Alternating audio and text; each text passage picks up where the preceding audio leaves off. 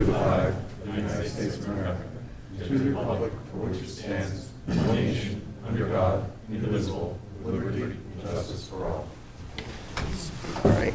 And good evening to everybody. Please shut off all cell phones, iPhones, any electronic gadgets that could create a distraction of the proceedings. In the event of an emergency, please exit to the rear of the room. Do not use the elevator. These proceedings are audio-video recorded and scheduled to end at 10 p.m.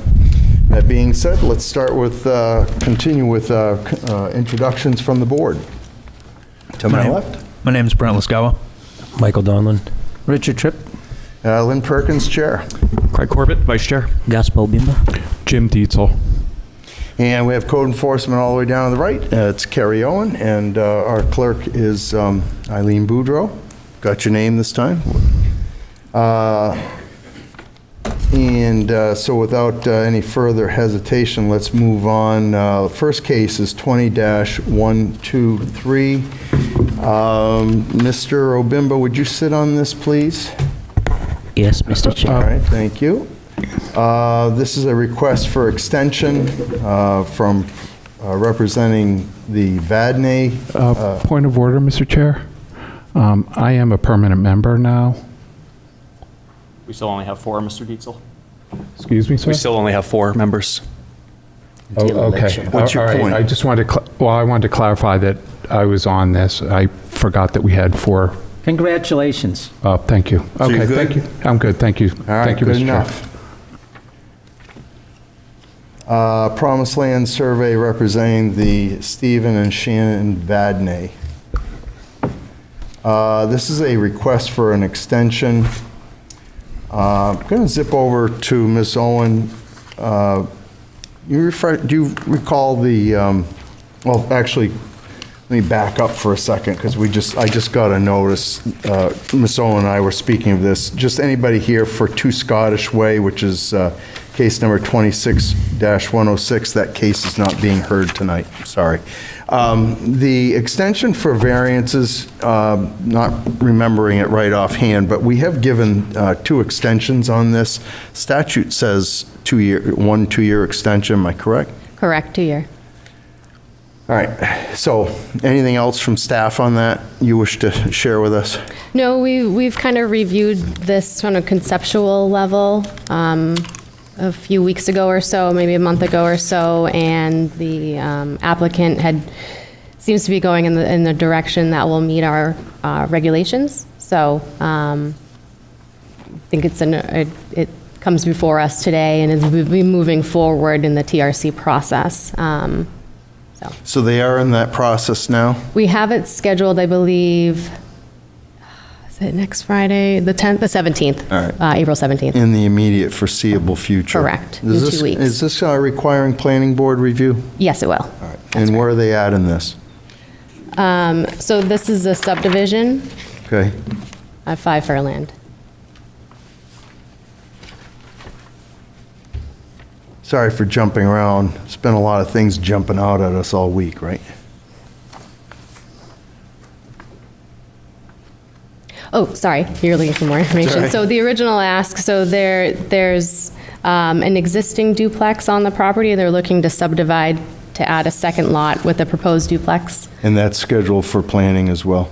that will move from TRC to planning, correct? Very good. I would say that if neither of those were the case, I would have voted to suspend the variance or not grant the extension.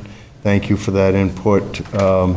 My feelings were just expressed. Anybody else have anything they wish to add here or question regarding this first case? No, it seems like a fair request with the uncertainty currently at play. Okay, Mr. Obimba? I'm all set. All right. Mr. Tripp? You all right with an extension? Sure. Okay.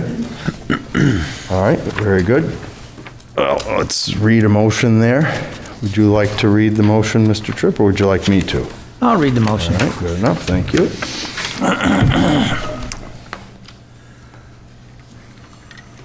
Are we ready? Go ahead. I make a motion on case number 20-123 to grant a variance extension for Stephen and Shannon Vadnais 5 Fernland Drive, as allowed per state statute. Parcel number ID 31017-001-002, zone MHR 2. All right, very good. Mr. I need a Corbett? second. I'll second that. Thank you, Mr. Tripp. Mr. Corby, you have a finding fact established for this? I know. It's so out of the ordinary, right? Finding a fact for case 20-123, the request for extension. Board found that due to, there have previously been two-year extensions granted for this variance that was originally granted on June 4th, 2020, granting relief from the terms of Article 6, Section 165-45.1.a to allow the construction of a two-family dwelling after the subdivision of the subject property within the MHDR2 zoning district. Due to feedback with the town staff and at the TRC review, it has been recommended for an extension to place this on hold for the time being. Does the board have any addendums or additions to make to this? Seeing none? All right, all in favor of moving this for a vote? Aye. All right, thank you. Watch that one back. Sheet go. Where'd it go? All right. Mr. Obimba, Yes. Mr. Tripp, Yes. Mr. Corbett, Yes. Mr. Dietzel, Yes. and the chair will make that unanimous, so extension is granted. All right. Next up, we have case number 26-105, motion for rehearing, referencing the draft minutes. I'm not prepared to vote on this. The board is accepting the application for rehearing without a decisive yes or no this evening, so I need a motion to table that to the next scheduled meeting. So moved. Thank you. Second. Seconded by Mr. Donlin. All in favor of that motion, say aye. Aye. Any opposed? Hearing none, so we'll hear that motion for rehearing decide at the next meeting, Ms. Owen, okay? Next up, we have case number 26-107, which is Bird Enterprises LLC, Jay Yannico, duly authorized. And representation here? Very good. Gentlemen, come right up. Thank you very much, Mr. Chair. Greetings to the Honorable Board. Just remind me of your name, if you would. Yes, my name is Christopher Drescher. I'm an attorney with Cronin, Bisson, and Zielinski. John Cronin had a family thing he couldn't get out of tonight, so I am pinch hitting tonight. All right, well, welcome. What we ask for protocol is just that you read the 5 criteria, Yep. and then the floor is yours to go about how you'd like. Great, well, thank you very much. I'll just give a brief introduction again. I'm Chris Drescher, and I'm here on behalf of Bird Enterprises LLC. With me tonight is the human behind that corporate entity, Jay Yannico. The address at issue is 187 Hampstead Road, in New Hampshire. The requested relief is a variance from Derry zoning ordinance article 12, Roman 12, section 165-101.1 for the record. The property itself is 8.76 acres. It's in the low-medium density residential district. It's known as having a former vacant Catholic church there and has sat empty since 2020. Mr. Drescher, could Yes. I pause you for just Yes. 1 second? Mr. Donlin, would you sit on this, please? Yes, sir. All right, I'm sorry, I didn't mean to No break problem at your all, Mr. Chair. flow. No, it's quite all right.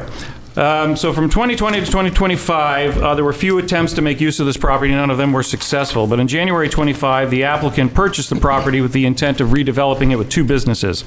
The first business is a sports education facility for youth athletes. Primary focus is baseball. But I'd like to make a point to put an emphasis on the educational piece of that. The other use is that of a nursery and a landscaping business. The applicant intends to relocate established businesses from Wyndham to Derry. Historically, they used to call it the church, for what that's worth. This property is considerably larger than any of the other surrounding lots in the area, and that's probably giving this property its most distinguishable characteristic. The only other property in that area that comes close is a 5-acre lot at 190 Hampstead Road. Otherwise, every other lot in the immediate area is roughly 3.5 acres or so, or less. And we did attach a tax map, if I'm not mistaken, to the application where you can see that for yourself. It's a commercial use on this lot, and it is allowed. So we need some adequate signage so that folks that are trying to find this property by car can find it. This two-business setup that they're going to have there is quite unique, and it lends itself to a good use there that's going to bring some jobs and property tax and business. And as with any business, you need a sign. Now, the only signs that your ordinance allows are for residential properties. When I read that section of the ordinance, it looks like it's 3 square feet, and you're allowed your name and address, which is, I don't know, essentially a mailbox. And then if you have a home occupation, you can have, some other small signage. But it simply does not allow for commercial signage. Although the applicant's use is allowed, strict conformance with your ordinance would not allow for any kind of logical commercial type signage. And that is why we are here for relief. Now, as we all know, the applicant was already here last summer asking for a variance for this very matter back in 2025. And that sign included an electronic reader component to it. Now, this ZBA did grant that variance, I believe 3-2. It was ultimately reversed by the Superior Court. Now, in light of that court's decision, what the applicant has tried to do is materially change the circumstances so that we can come back here and try and do this again under different circumstances. And what he has done is he's removed that reader board. It seemed that the reader board was certainly the central point of the court's analysis, as well as a lot of the opposition to the sign. So he's taken that off. And we have a typical pylon that is in the application that you can see for yourself. And once I'm done with the 5 criteria, I have the applicant here to answer any technical questions about that sign. So with those elements, the variance will not be contrary to the public interest because, well, the legal standard for this prong is if you grant the variance, will it, 1, alter the essential character of the neighborhood, or 2, negatively impact the health, safety, and welfare of the public. And I always like to throw in the same case that cites that also says, mere conflict with the ordinance is insufficient as all variances are going to be somewhat averse to an ordinance. I always like to make that point. I also like to make this point too. With prong 1, the variance will not be contrary to public interest. Well, that's in the negative. Right, so we don't have to prove it's in the public interest, just that it's not contrary to the public interest. So what the applicant is trying to do here is to seek to reuse an existing building that was once a Catholic church. The proposed use in the zone is allowed, and the only variance that we need and we're asking for is to allow for this sign. A sign is customary addition to any business. Now, we don't contend that this pylon sign is going to overburden the property or the character of the neighborhood, as there's always been a non-residential use at this property. And the church itself had a sign when it was there. So there's kind of always been a sign present there. More importantly, though, this lot is over 8 acres. And the size of the sign that we're proposing here seems to be logical and appropriate for the size of the lot. Secondly, it's worth mentioning that the business that's going to be there, one of the businesses for the sign is this baseball school, right? So emphasis again on school. I've never seen a school that didn't have a sign. And secondly, here we have a school. It's an athletic one, but it's a school. And this is one where you're going to have parents doing as a parent to a 6-year-old, the proverbial drop-off and pickups, right? Those parents are going to need a sign to know where to turn into. Mr. Chair? Yes, sir. I'm sorry to interrupt. If I may, just for the interest of kind of getting it on the record, could you please just read exactly as it's written, and then once you finish, dive into everything else? Oh, okay. Thank you. That is our normal protocol, that's a normal however. protocol. I apologize. And I try to emphasize that, but understand there's time available. I let it go, but I'm fine with Mr. Corbett's request. Yeah, that's fine. Thank you. Just helps me keep it a little straighter as I don't lose my spot on the page.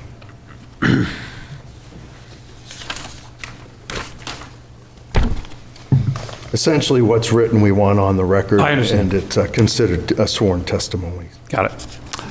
All right, so then going back to that, variance will not be contrary to the public interest because in order to determine if a variance is contrary to the public interest, the Zoning Board of Adjustment must determine if the requested relief alters the essential character of the neighborhood or threatens public health, safety, or welfare. That is the Harborside case, 162 New Hampshire 508, 2011.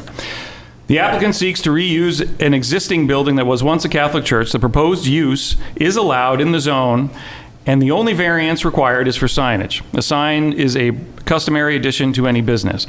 Because the pylon sign will not overburden the property, the character of the neighborhood will not change. The sign will not threaten public health, safety, or welfare. On the contrary, the sign will help make the allowed use safer. The signage will not impact sight lines on the roads, and it will assist people in finding the property. The sign is an overall benefit to public health, safety, and welfare. The spirit of the ordinance is observed because the intent of any zoning ordinance is to protect health, safety, and welfare of the community. Signage will assist these goals by making an allowed use safer. The proposed sign will not include any reader boards or electronic signage. Making traffic flow safer is within the spirit of the ordinance. Substantial justice is done because substantial justice is measured by whether the loss to the applicant in the event of a variance denied outweighs any gain to the general public in denying the variance. Here, the applicant has two businesses that are allowed to operate on the property, but the zoning ordinance does not allow for signage to the property. Signs are important for any business. Without it, finding the business would be difficult, and the applicant would be barred from a basic form of advertisement. The public would not see any gain in denying the variance. Rather, it would be a detriment to traffic, and the proposed sign would not negatively impact the general public. The value of surrounding properties are not diminished because there's no indication that a sign will impact the surrounding property values. The sign does not encroach onto abutting properties and will not obstruct any views. The sign will not have the reader board, so any concern regarding the moving signs or a sign is moot. Hardship. The property is a commercial property in a residential zone. It is surrounded by residential properties, but a commercial use has long been established. The Derry zoning ordinance does not allow for commercial signage in the LMDR, and the applicant requires signage for its business. The property has historically had a sign on it for the church. The proposed use is reasonable because the sign is a reasonable size. It provides enough notice to those passing by that are businesses on the property, but does not overburden the property. The applicant is presenting this application as a reasonable compromise with the abutters who raised concerns regarding the prior variance approval. Thank you very much. Sure. And now feel free to elaborate in your own words. You were doing Sure, that'd be nice great. job Thank you. Thank you. So just taking back where I left off here, I was talking about the drop-off and pickups of students. Any school has students, any school has students that obviously change from year to year. So there's going to be lots of folks coming and going that are not necessarily going to be familiar with the area. And what's unique about this particular baseball school is it's a baseball school, right? And it's owned and operated by a former professional baseball player. So it's likely that this is going to be of a unique niche interest to a lot of kids out there want to play baseball. So you're likely going to get folks that are traveling from, hey, Chelmsford, Mass, or up north, or coming from Maine that just don't know Derry, and especially your residential streets. So it would make sense to have something there that identifies this business so folks can pull in and see it. The sign's not going to threaten public health, safety, or welfare. On the contrary, a sign like this helps to make a site like this safer. It's not going to impact the sight lines. The sight lines are fine, and it's going to assist with people finding the property. Now, I acknowledge that when I read the decision from the court, there was some evidence presented the last time around that the reader board could cause some sort of traffic impediment. Well, that's not an issue now because we've gotten rid of that, and it's just a sign. The spirit of the ordinance, the only elaboration I'll make beyond what I've already stated on the record is that the analysis for the spirit of the ordinance prong is the same as the first prong. So says the case in Harborsides. So generally, when I get to that point, I say, I'll just reiterate what I just said, and you can see that in the record. As for the substantial justice, well, I'll expound on that. Here the applicant has two businesses. They're allowed to operate at this property. It's just that he's not allowed to have the sign, and signs are important for any commercial business. Without it, it's going to be difficult for people to find it. The public's not going to see any gain in it, and rather, it might be a detriment to traffic, because if you have folks that are traveling down a residential street, they're trying to find the baseball school, they don't see it at first because they didn't see a sign, guess what they're going to do? They're going to pull around and turn around at somebody's driveway down the road, right, and turn around and come back. And finally, I'll add that this is a good tax boost for the town. So the public would not gain that if there was a problem for this business being there. Surrounding property values, there's simply no indication that this sign is going to impact the negative property values. Again, it's not encroaching, as we said. It doesn't obstruct any views. There's not going to be a reader board, so that problem is gone. And we've submitted a letter to you. I hope you have it. In case you do not, I do have extra copies. It is from one of the abutters who's a realtor who spoke favorably about this application and also opined that it's not going to negatively impact any property values. And finally, hardship. Thank you. Hardship's always a three-step analysis. What are the special conditions, the fair and substantial prong, and is the use reasonable?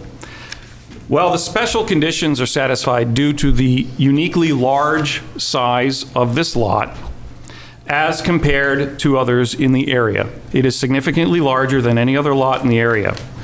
There's going to be a type of school in a structure that is already there. And a structure can also speak to the special conditions, as was pointed out by the court in its decision on page 17, citing to that Harborside case, which in that case, the size of the hotel at issue in the Harborside case was ultimately deemed by the Supreme Court to be a special condition in relation to the size of the sign that they were trying to apply for in that case.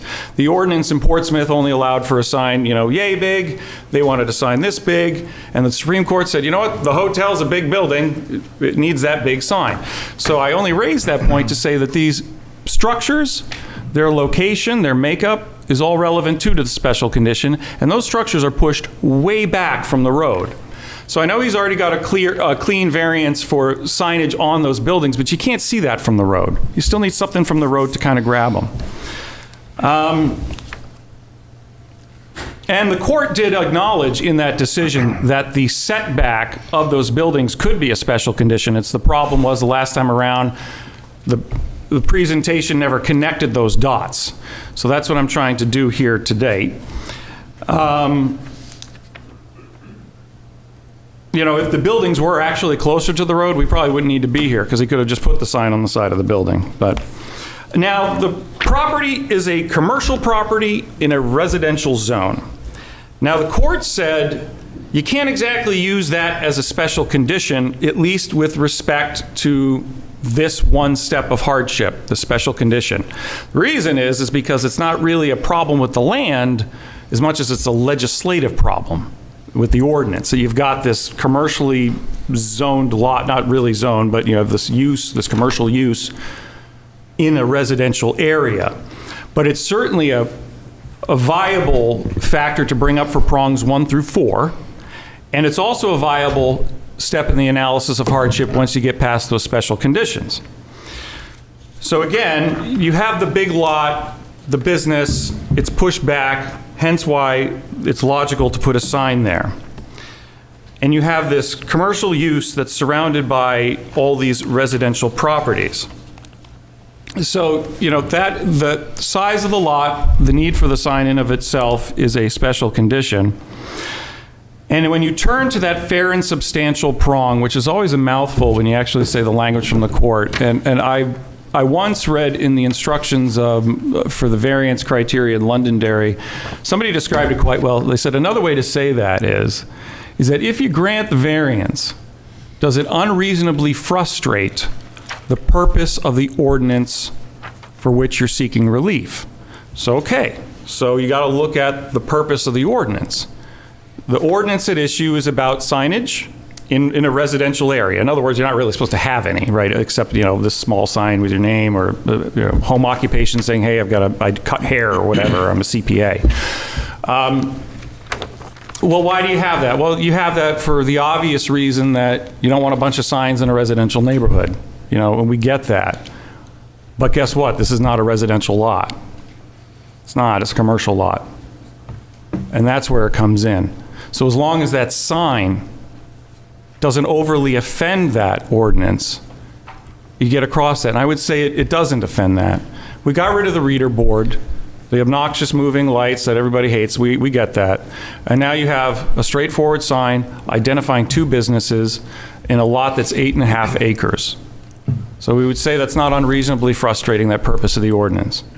And then the last step of the hardship analysis is whether the use is reasonable. That one's easy. It's allowed. The use is allowed. It's commercial use on a commercial lot that's otherwise allowed, so it's reasonable. And that is all I have. I have the applicant here with Can I probably got a few things he speak for a wants to minute? say, and you go right ahead. No, Thank you, feel Mr. free. Chair. You're Can done. you guys hear me? Is this on? So again, thank you for hearing my case. I know I've been here before. I see some recognizable faces. My name is Jay Yanako. I'm the applicant and the owner. Last time I was here is at the beginning stages of this process for both my business and obviously this signage contingency. I do not, please don't take it personally, Chris, I do not want to bring an attorney to this. When I came before, I didn't do that. I just want to come and speak to you, as a resident, well, I'm not a resident of Derry, but as a business owner in Derry, as I did before. But now I feel like I have that need. So unfortunately, that's the situation I'm in. So that's the reasoning for that. But I still like to speak to you as the business owner, as someone that occupies that property, and explain to you where I'm at since that time. Obviously we talked about, and I won't, belittle it, the need for signage at a business and new business, and I took a leap of faith, and I've spent an awful lot of money. I know that's not of a concern to a board, it is to me. I spent an awful lot of money coming to that property and building that property out. I've taken something that was an eyesore that was being used for, I don't even want to say it on television, and being abused, and turned it into what I consider a nice use of that property and clean that property up 100%. I hear nothing but positive things. I know there's some folks in the room that might not feel that way, but I hear nothing but positive things from the neighbors that are all around me in East Derry, drive that road frequently. It is not a rural road any longer. It is a busy road, and I hear nothing but positive from those folks, including my new customer base. I went through the whole process. I was granted the signage here.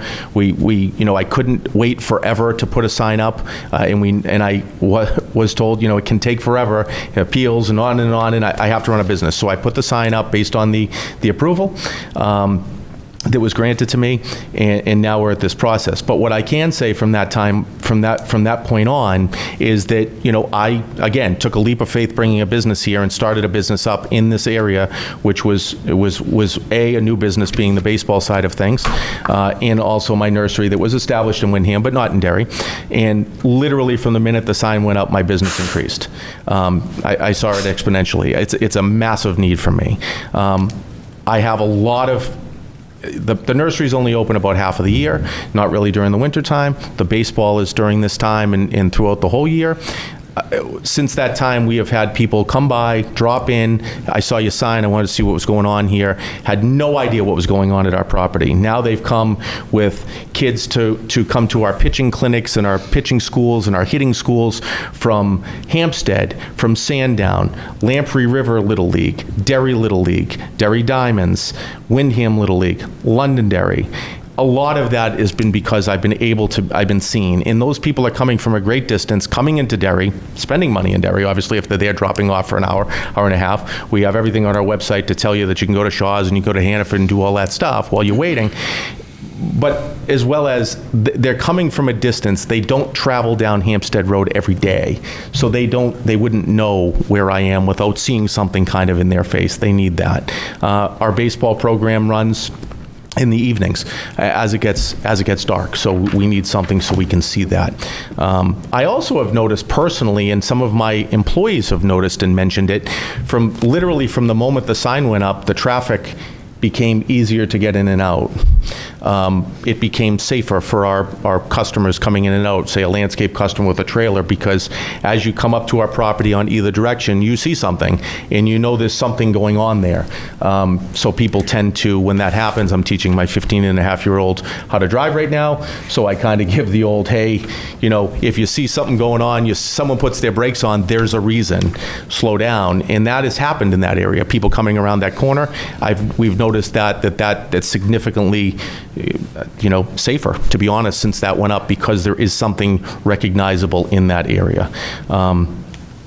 That's really where I'm at. I'll answer any questions. I've gone into grave detail before for you folks. I'm happy to do it again if I'm asked a question, but, you know, I'm just asking for a leaf so I can continue doing what I'm doing and try to continue to be successful with my business. Well, your time, your passion is understood. However, let's go back to your attorney. Let's talk about case law and the merits of that.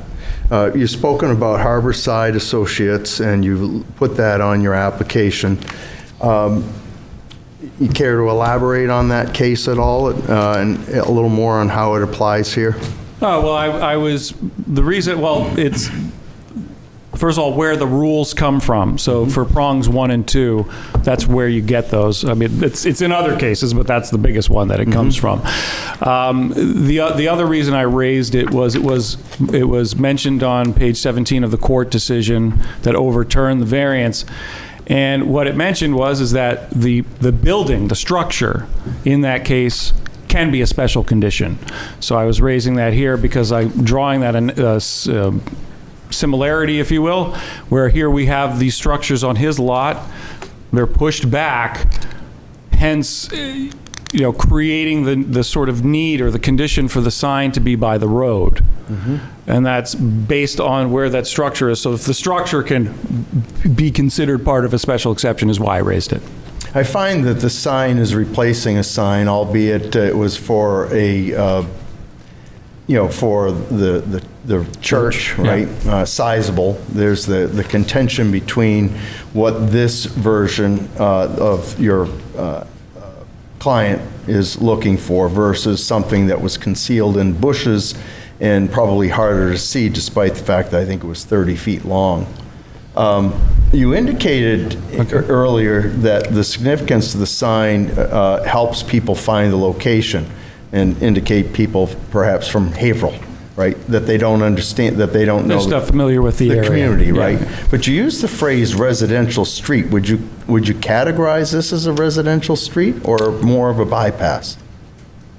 You know, you're probably more familiar with the area than I am. I don't have, because I didn't do it yet, but, you know, the traffic count there is not, I know some folks have come up in the past and say we live in a rural, East Derry is a very rural town. It is if you get off of East Derry Road. Right.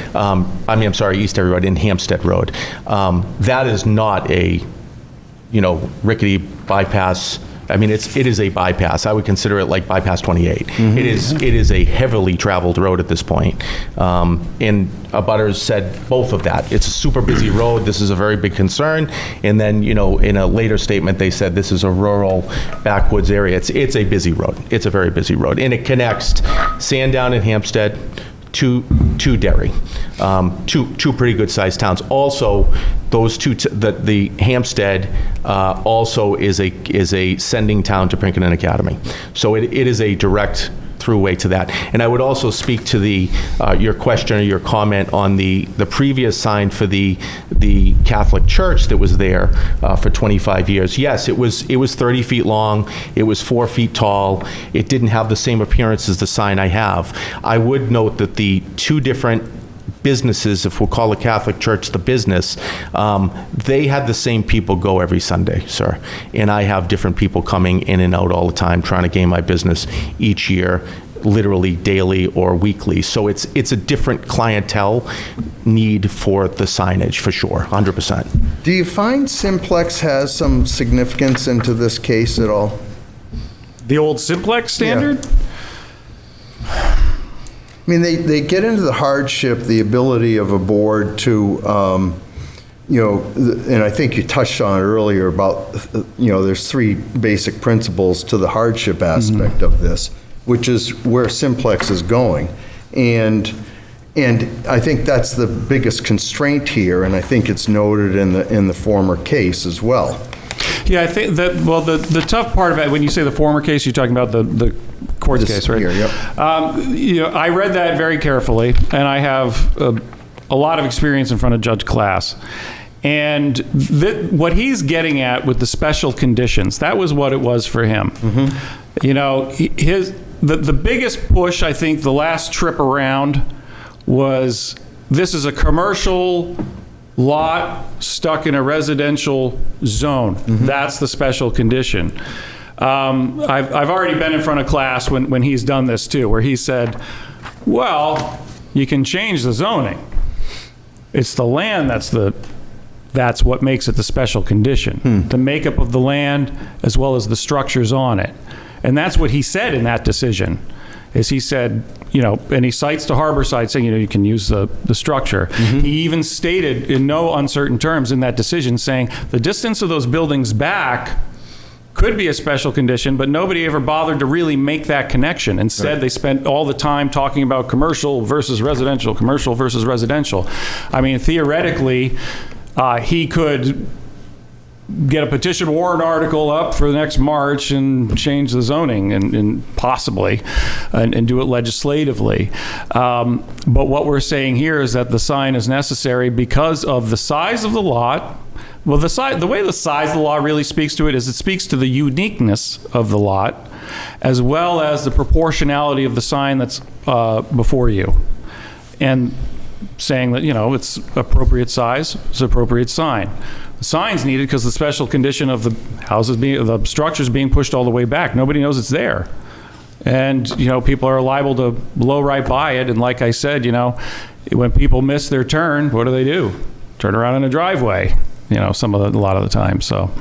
But isn't the emphasis in this, and you see it in a couple of cases, that the courts have decided that the hardship can't be self-imposed? Yeah, can't be self-imposed, sure. And do we find that, like in this case, this is not a non-conforming pre-existing business. This is something that's an approved use by the planning board here in town. Does that disqualify the idea that this is a self-imposed hardship? Not at all. I think any commercial business needs a sign. Yeah. Yeah. All right, I'll back off for a minute. Anybody else, Mr. Corbett? Anybody, Mr. Tripp? Yes, sir. You've kept talking about the buildings being set back from the road. Do you have an estimate on how far the building is set back? Do you know? 300 feet. 300 feet? I mean, from the driveway entrance where you can see it, yes, 300 feet. Yeah, I said an estimate. It doesn't have to. Yes. It doesn't have to be 301.5. Thank you. Yeah. Yeah. I know we've been talking about, why we need a sign, but we haven't managed to get around to talking about, how big a sign it's going to be, because I think, that probably has an effect on, whether the sign is an annoyance. I know the reason the sign was an annoyance last time was because of the reader board. Right. Is the sign this go around basically the same size as the previous sign? So, no, we lost 30 square feet by getting rid of the reader board. So it's less. So that the bottom two pieces are basically the same as previously? Top two pieces. Yes. The top two pieces, oh. Yes. Which makes it about 50 square feet or whatever. I think so. Yeah. I have to look at the specs quickly, but Yes, maybe even a little less than The that. drawing shows it as 2 5x5. I know, but I wanted him to say that. The record shows 50 square feet. Because, there's a reason it's 50 square feet, because it needs to be big enough that it's, visible from the road, What's the purpose of having a sign if nobody sees it, right? exactly. I'm sorry, go ahead. I noticed in the zoning ordinance, it says that any sign that is greater than 6 square feet has to be 10 feet from the front lot line. Now, where do you anticipate putting these signs now? I believe I think we're well beyond that. Let's see if I can get on the plan here, sir. Yeah, I think it's 30 feet back from the road.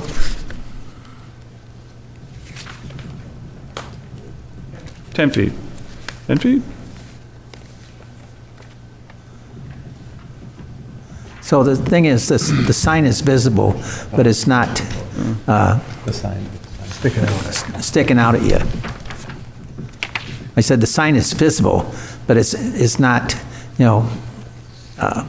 It's certainly not on top of the road, if Yes. that's a concern. Yeah, we're not in So- the right of way or anything like and the that. sign is big enough that you can see it from the road. Correct. So, And that's the idea. It's Yes. proportional to the size of the lot. Yes. Yeah, that's the point, yeah. all right, thank you. Yep.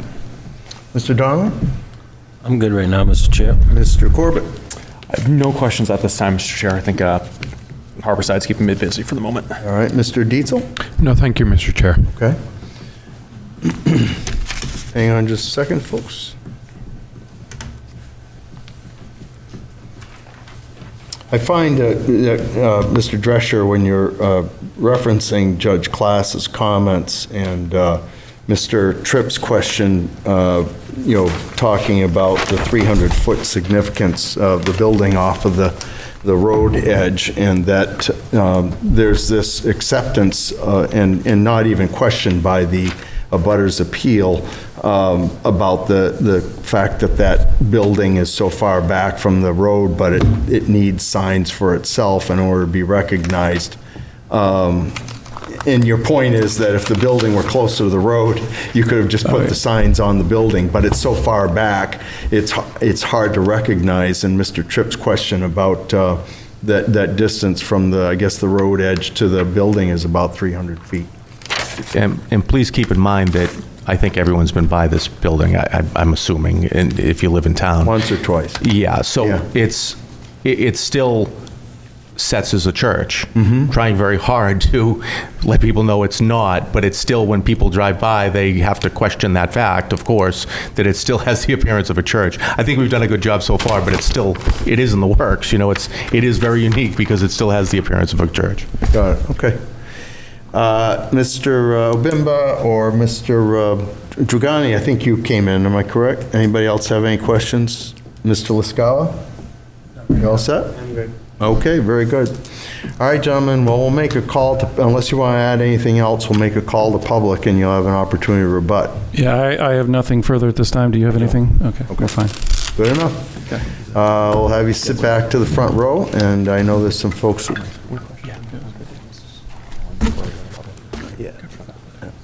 Gentlemen, you all set? Yeah, I'll Okay. clear out. Make a call to public. Anybody in support of this application, this is your opportunity to come forward and be heard. Seeing nobody rush the dais here. Anybody opposed? This is your opportunity.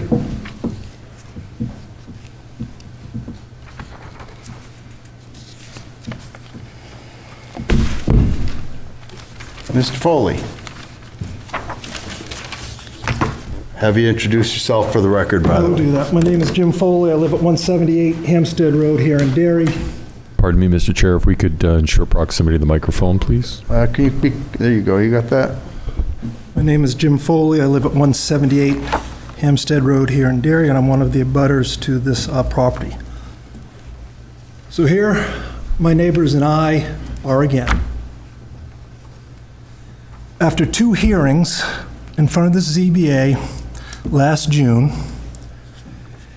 and a decision that only 5 people thought was right, that would be the applicant, the 3 members of the board that voted for it, and Mr. Mackey, the variance was granted for an oversized commercial sign. Now, I mention Mr. Mackey because in doing our research for our appeal, we found some what we consider to be curious and even disturbing emails between Mr. Mackey and the sign company that was building the sign. And I'm going to hold you up right there, because I would caution you to stay on point about the lawfulness of this. I've heard this before, and I don't think it's accurate. You've tried to indicate that he had some kind of impression on the board. The board never saw those emails. And we don't get into that. It's between code enforcement, and the code enforcement is by statute allowed to give direction and helpfulness to the public. And Superior Court ruled that that was not accurate. Okay, this is my turn. I didn't hear anything. So, I would just stay to the point. fine, I will say this. If there was a question, that was we me. find it curious and unusual. Mr. Foley, I'm sorry, the attorney, I think that was me who said the Superior Court. I thought it came from behind you. Yes, Superior Court found that that was inaccurate. I just want to restate that. It's now Mr. Mackey giving a citizen direction how to get a Right, but septic again, the system. Superior Court has ruled that what you're stating is inaccurate. What's that? That there was not any, that we were not influenced by this, which is what Mr. Perkins That just said. argument was never made in front of the Superior Court. The argument We was just filed. that we felt that there was some bias on this court towards the people that were against this and the way that they were treated. So, in any case, a hearing was held in early November before the Hillsborough Superior Court, which Bird Enterprising had not intervened, did not attend, again relying on the town's attorney to prevent its case. In a ruling handed down on the 31st of December, the Hillsborough Superior Court ruled against overturning the ZBA's decision and vacated the variance. No motion was for reconsider was filed by the town, and no appeal was made to the Supreme Court. The court's analysis and decision rest on 2 points. That first of all, on 4 of the requirements for exceptions, no record was made or appears in the record for real estate values, good faith with the ordinance, and substantial justice. But the other thing it did, they said there was enough of a record that neither the applicant or this court or this board had met the standard about unnecessary hardship. And nothing I've heard tonight changes that. The argument made tonight is virtually identical to the application that was filed last June, that was heard last June. Virtually identical. Now, this idea that we have compromised because you removed the messaging center doesn't change the fact that there's an oversized commercial sign, backlit, in a residential neighborhood. And whatever anecdotal stories we have about traffic or whatever, or the rest, it's a residential neighborhood. The court ruled that you can't come to the hardship. The court ruled that you can't have a self-created hardship and then get a variance for it. Bird Enterprise knew exactly what this land was, where things were located, and what was going to happen to them before he purchased it. If the business decision was to invest over $1 million in a property based on an oversized commercial sign in a residential area, it's a bad business plan. The court specifically rejected this theory, which was argued by the town's attorney, that this is an acceptable business use and that business uses, commercial areas like this, could have signs like this. What it ignores is the in-between. This is not a commercial lot. Wait, could you repeat that last portion? They stated the sign and the business were both not The permitted? thing is that what... No, please. What's that? Could you just repeat what you said? You said the sign and the business were not, they've ruled the sign and the, I just missed what you said. I'm just I asking don't you to understand repeat. what you're asking. I'm asking you to repeat what you just said like 15 words ago. What I'm saying is that the town attorney tried to bootstrap that this is an allowed usage in a residential area. The sign. No, the business. The business is an allowed usage in a residential area. The planning board made that decision. Yes. That this is an allowed usage. Then they try to bootstrap by saying that businesses like this commonly have signs like the one they're asking the variance for. What, you just said that the business wasn't approved though. Who stated that? What's that? You said the business wasn't approved, which I is said what? the business was an approved use in a residential area. Are you saying wasn't or I can't? Was. Okay, I misunderstood. Okay, I'm sorry. was. I thought you keep saying wasn't. That's why I was lost. I'm sorry. So, and this, but to say that this is a sign that goes with this type of business, you can't bootstrap them. It is a allowed use within a residential area. And that's what differentiates from Harborside. You had a commercial business in a commercial area, zone commercial. Nothing that's been said tonight, none of the presentations tonight, the applicant is virtually the same as the application was made last June and has been overturned. So None- you're, Mr. Tripp? Can I ask you a question? Yes. So it was the planning board that determined that this was a commercial lot? It was the planning board that said that the use, I mean, the history here is quite simple. You can put a church anywhere you want to in this town, except there's one or two exceptions. Church is put there. Church goes out of business. So it is this odd church use, commercial, whatever. What the applicant did was went before the planning board, and the planning board accepted the fact that the uses that he wanted to make of it was not such a change that they needed to go in front of the zoning board to get it done.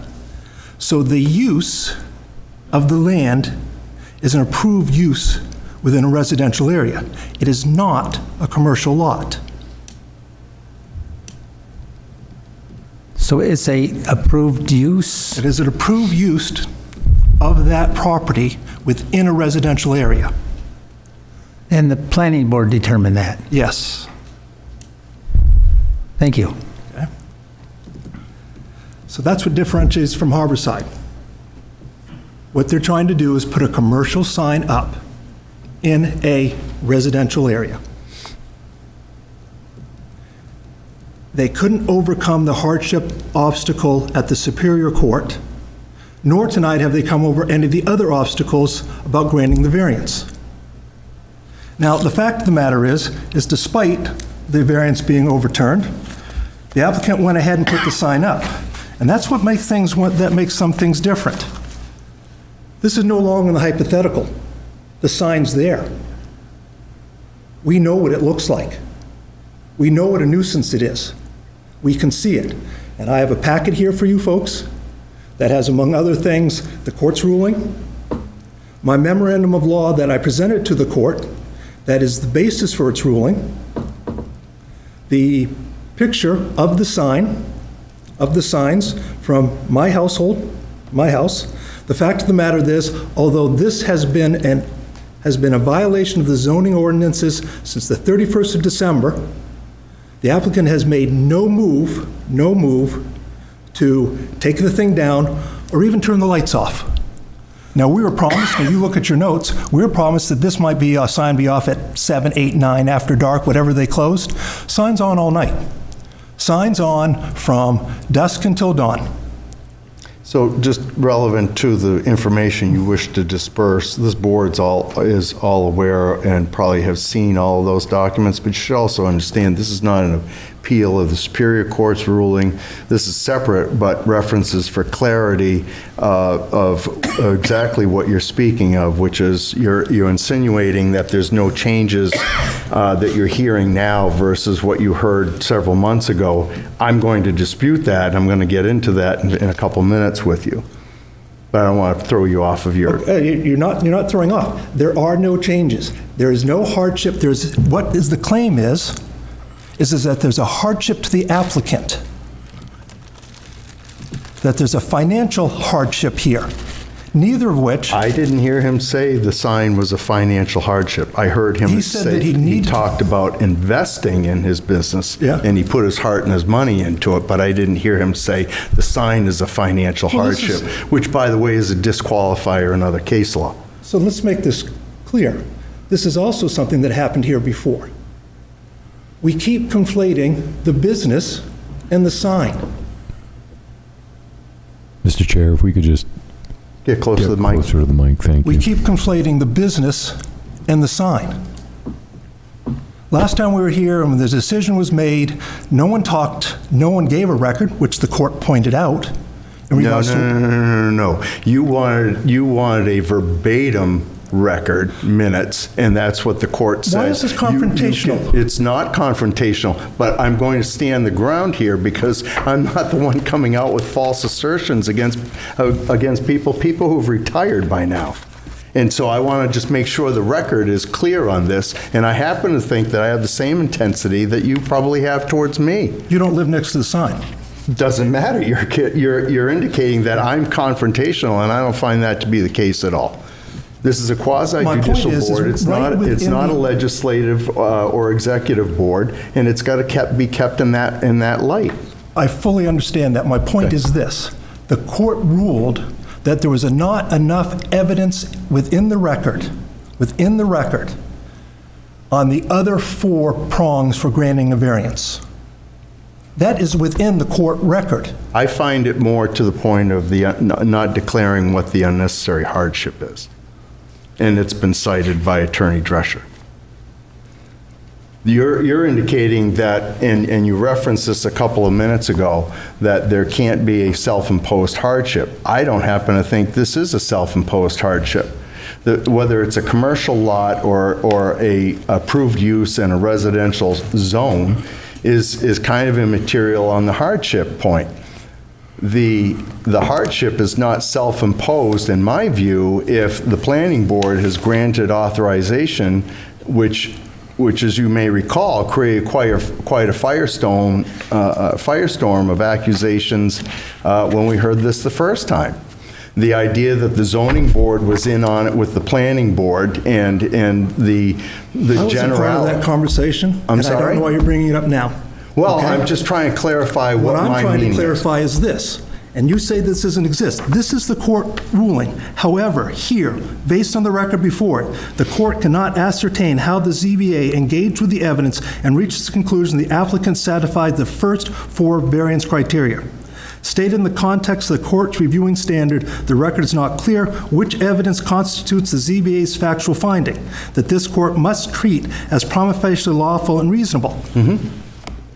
Well, we also didn't have somebody coming to us presenting the variance in this style. And I will say to you that in trying to accommodate the concerns of yourself and your neighbors, opening the door up, and you may recall this, my gesture to code enforcement about referencing how the approval on this came, because it goes to what I was just saying when you interrupted me a couple minutes ago, is setting what the environment was for that meeting and what we were dealing with. I will share with you, probably on the record, it was not this board's best moment, and every once in a while you get one where it slips through the cracks. But we're going to talk about what's pertinent in this case now, not keep reflecting on the board's errors the last time. Let's keep this in mind, that the applicant has the ability, if this gets voted down, to come back, modify their sign application, and come back again. If it's denied by code enforcement, they have the right legally to ask for an administrative appeal and come before the board and ask for that clarity. So, you know, continuing to reflect on what happened several months ago, other than to be constructive to move this forward, is what I'm really trying to accomplish. Well, I really don't understand what you're trying to accomplish. What I'm saying to you is that I see in this application no significant difference than the application that was prevented last June and which the Superior Court overturned. Well, the significant difference is the electronic messaging sign, and is not attached to this application, and you had people who were your neighbors who were joined with you in your action, and some of them were asked right out front, is the problem here the electronic messaging sign, or is it the pylon sign? And it was the electronic messaging sign. And as what was relayed by the applicant's attorney is that becomes the focal point and why the board ends up tabling to the next meeting, because there's the information about whether or not that electronic messaging sign was going to be a safety hazard along the road or not. That was its focus. Okay. And the focus is now the sign's up. And now we're opposed to the sign. We're opposed to a 50 square foot backlit sign that is on 18 hours out of the day. That can be seen in the houses of all the abutter neighbors, and you'll be presented photographic signs of that. And I would concur with you that the board's decision supported that there was conditional times that that light would be on, and I can't speak to whether or not there's a, Mrs. Owen can maybe speak to this, is there an official complaint that the sign is on at night? Yes, because I Is made there it. on record? There is not a written complaint. I've received conflicting information over the last few weeks. All right, how about after, what was the anniversary, decision on this came out January 2nd? Yes. I believe Yeah, so was there anything after January 2nd? Yes, I was made aware a few weeks ago that it may have been on. Okay. About a week later, someone had notified me that it had been turned off. And then last week, I was notified that it may be on again. So. And constructively, when the board sets conditions like that, it is to try and appease those who have given commentary or opposition to an application so that you have your rights to be able to complain about it, and you're allowed to do that. I can't speak to the actions beyond what goes on in this room. There is no hardship in the land itself that requires an oversized commercial sign. You're correct. There may not be a hardship in the land itself, but the case law on hardship is broken into two phases, and it's not just about the land itself. The second prong of the two of the hardship question is owing to specific circumstances to the land is not usable, and that's not what's being asked here. We're saying the same thing.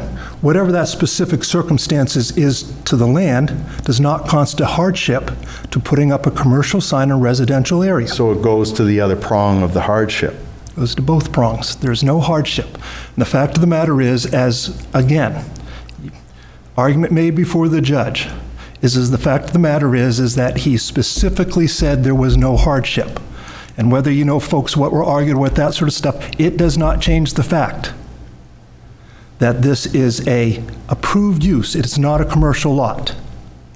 That however wonderful that business is, which is now being called a school instead of a clinic, as it was originally, approved use, whatever that use is and how good it is to have a baseball thing here, as we heard in the last hearings, the fact of the matter is, we're talking about the sign, not the business.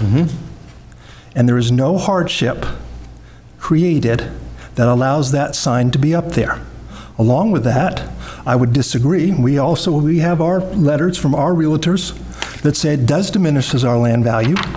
It is not, it is against the idea of the ordinance, which is to maintain this as a residential area. Anecdotally, you can say whatever you want about Hampstead Road. I live on it. Speed limit's still 30, 35 miles an hour, depending where you are. Bypass 28 is 45 or 50. But it's busy, isn't it? What's that? It's a busy road, isn't it? And What's there's that? been accidents there, correct? Where?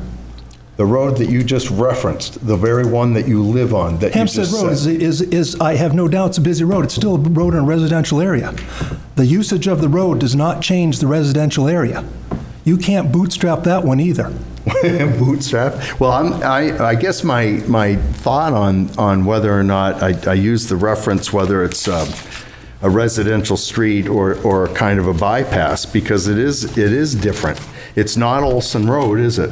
How does it change? But it's not Olson Road, is the it? zoning? How does that change the busyness of the road? How does that change the characterization of that zoning? How does that change that? The point is that it goes to, hey, I'm not going to talk back and forth over you. We need a clean record. You asked a question, Yes. I'm answering the question, right? It goes to the difference of what that road is and how it's shaped and how it's designed, and it's going to go to those other four prongs that you declare that the board did not have adequately on record. So it is your contention that a road is what changes the zoning ordinance. It is my contention that it could attribute to the 5 criteria in total and what the board may decide on. And which criteria does that attribute to? Which is the 5 criteria? Public interest, spirit of the ordinance, spirit of the ordinance is that that's a residential area. Please explain to me again, because I've heard this. I'm not going to explain it to you. It's not my job to decide it. We've just spent a lot of time doing it, Mr. Perkins, explaining to me what's going on in my zoning, in my district. That it's a very busy road. Yeah. That was my point. I'm not going to be I'm not quite badgered by sure you, how- nor is the board. What's that, sir? We're not going to be badgered by you. And you know, the fact of the matter is you just said it wasn't your best moments. Everyone who appeared before you the last two times regarding this felt that we were badgered by the board. That's a given. And I've defined for you what this board is. Your tenor, your temperament is probably the same that you're seeing from me. Well, we don't have to sit here and be badgered, right? Again, here we are again. Yeah. We have a zoning violation. Which is what? An oversized commercial sign which has no variance in a residential area. Okay. And neither this board or the town seems to be interested in that fact. Well, And the I fact can't that say they we're are not these- interested in it, but you're bringing up some points that are self-focused. What is that? I don't understand what that means. Self-focus means, let's reference the idea that that property values would be diminished. And you have your documents. Mr. Drescher has presented two documents from two different resources.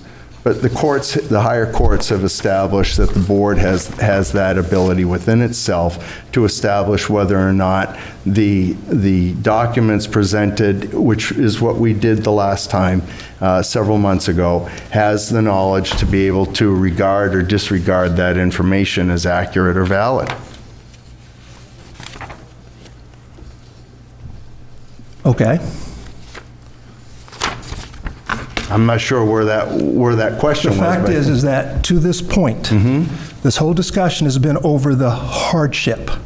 And the hardship has already been ruled on, and there's no substantial difference between the application before and the application now. Except that it doesn't have an electronic messaging sign, and it's the applicant's right to be able to continue to adjust the application and ask for relief in different venues. Okay, the sign is different. The reasoning behind putting a commercial sign in a residential area Okay? has not changed. But Mr. Foley, Arguments are virtually the same. could it be argued that the commercial sign is for a commercial use though? Because the property is now commercial. Like what's there is commercial. What was there previously institutionally was a church. See, we now have multiple approved uses. That there is a special condition.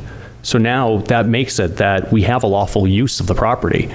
Why aren't they allowed now to identify that lawful use? That is the definition of a hardship.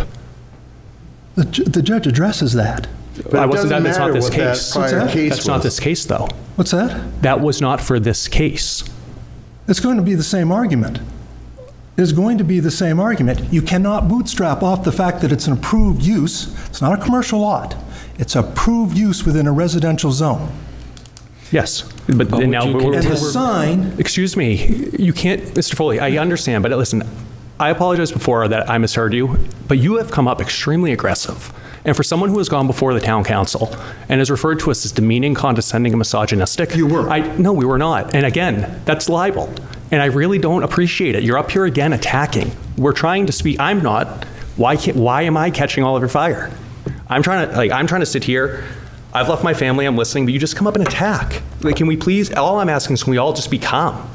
I'm sorry, having looked at the tapes of the first hearing on this and being Yes, involved when your neighbor came up and in the said that- second one, confrontation started on the side of this board. No, it came up when your neighbor said that we formulated a plan behind closed doors illegally and thought we were the planning board and attacked us. That is where it started, and you can see on June 5th.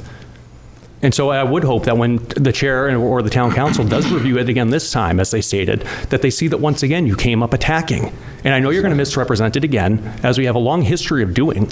So let's please just stop and stick to the case. Yes. So let's Okay. please stick to the case at hand. The case at hand is this. The application, except for the size of the sign, is virtually identical to the applications made last June. They have made no new arguments or different arguments than the one that was presented last June or was presented in front of the court in October last year. I think that's your opinion. And what I'm going to suggest is that instead of continuing to reference what happened last June and then again last October, the decision that was rendered in January 2nd, is that your contention is that the first 4 prongs you felt we didn't satisfy. You keep resting on the unnecessary hardship is not adequate this time. Why don't you try and make your case on the other 4 prongs, and then you can rest and have somebody else come up.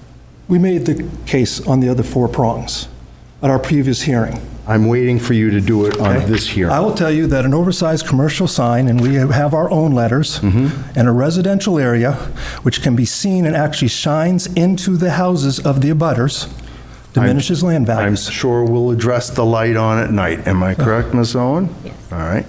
That aside, what next? It is not in the spirit of the ordinance. This is meant to be a low, medium residential density area. It is a residential area. Whatever you want to say about the road is a residential. It will be the only commercial sign on Hampstead Road. There is no substantial hardship, as we have gone over. And there's no substantial justice being served here. It is the neighborhood that's being diminished, not the applicant.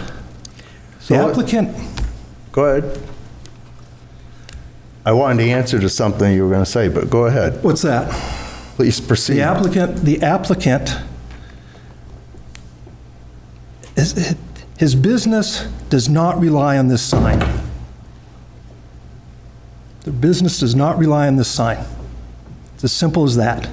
If the amount of money that he's invested and the passion, all that he's invested in this business relies on that sign, then I'll say it again, it's a bad business plan. Basically, he wants this sign. There's no other reason for it. Doesn't need the sign, it's not required. What is the basis for the decision on Harborside? Do you remember? But again, I will distinguish it from Harborside. I will distinguish it from Harborside in that Harborside was a commercial building in a commercial I know Zone commercial. what it was. I'm asking you if you knew what the basis for the decision was. And you've referenced it. The fact is the signs were too small for the area that it was in. It was an unnecessary hardship it created an unnecessary hardship upon that particular lot in that particular situation. Again, My recollection is the decision rendered around the fact that it didn't change the character of the neighborhood. And that's the focus of the other prongs that you're getting at, which is the argument I'm waiting for you to make. Does it change the characteristics of the neighborhood? Does this sign? of course it does. In which way?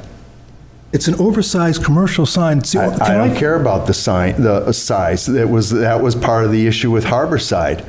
How does this sign, set back from the road as it is, affect the characteristics of the neighborhood? It is the only oversized commercial sign on Hampstead Road. Being the only sign like that is not the only reason that it changes the characteristics of the neighborhood. And that's the argument right now I'm waiting for you to make.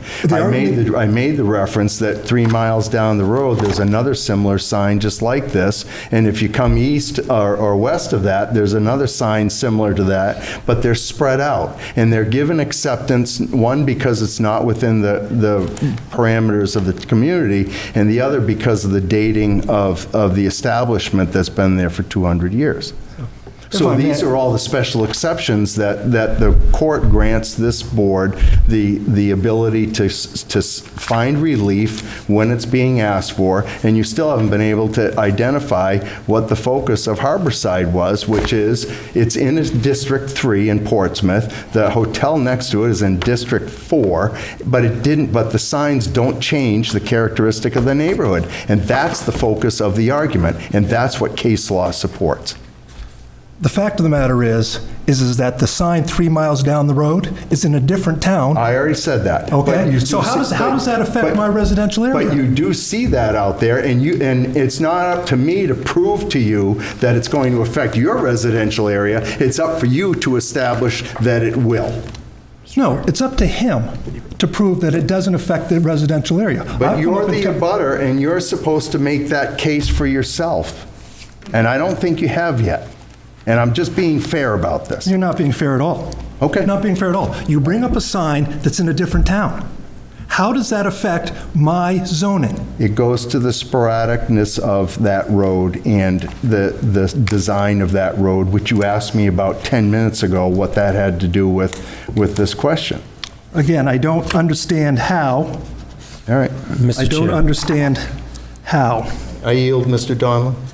if I'm not mistaken, isn't there a horse property like within a quarter mile of this property that has a sign on the street? So that, Not backlit or oversized. well, I don't know how exacting the oversized is. Can you define what oversized is somewhere? Yeah, the zoning ordinance allows certain signs, allows certain variances. Now, that sign that's there has been there for as long as I have been in Derry, which is now 26 years.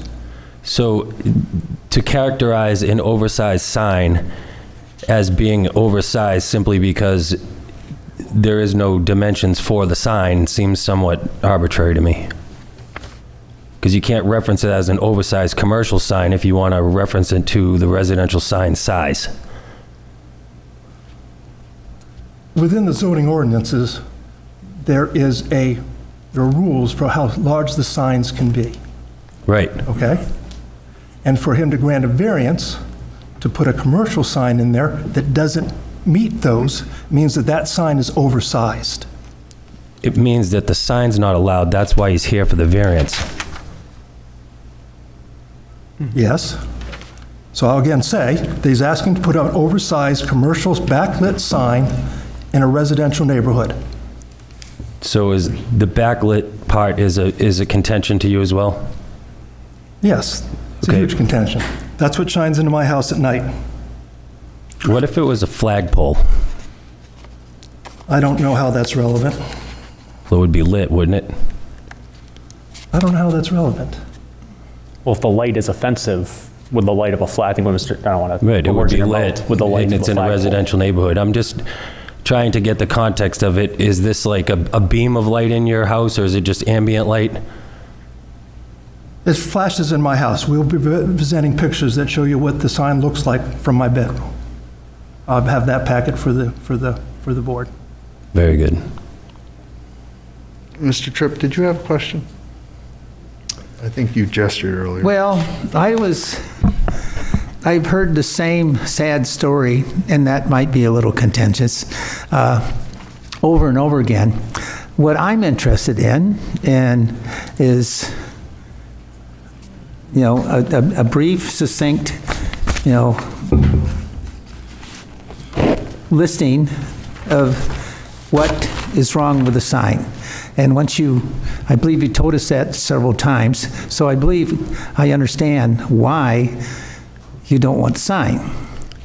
But we've seemed to got into the back and forth, back and forth, back and forth. So, I understand why you think this is a bad idea. But I'd like to hear the rest of the people that are here to testify to find out what their thoughts are. Fine. I'll bring up one other thing about the sporadic nature of whatever, the signs. I'd point you to Perot versus the town of New Hampton. The zoning board, by granting the variance without meaning any of the burdens for granting a variance, could lead to the installation of other commercial signs, oversized commercial signs in residential districts, and that those opposed to variance are rightly concerned by the cumulative effect of similar variances in the neighborhood. Peralt versus New Hampton? I will hand in I have the memo that I'll put in with my packet that I'm giving you folks. So it is, it's New Hampshire, it's Peralt versus the town of New Hampton.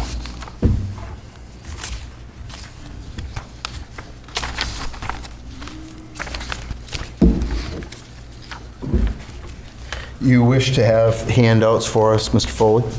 I do. You have enough for everybody? I do. All right. Mrs. Owen, would you receive those for me, please? Mr. Chair, you want to make a motion to accept testimony? If you'd like, the applicant, the abutters don't have the same restrictions as the applicant. Okay. And then the last thing is about complaints to the zoning board.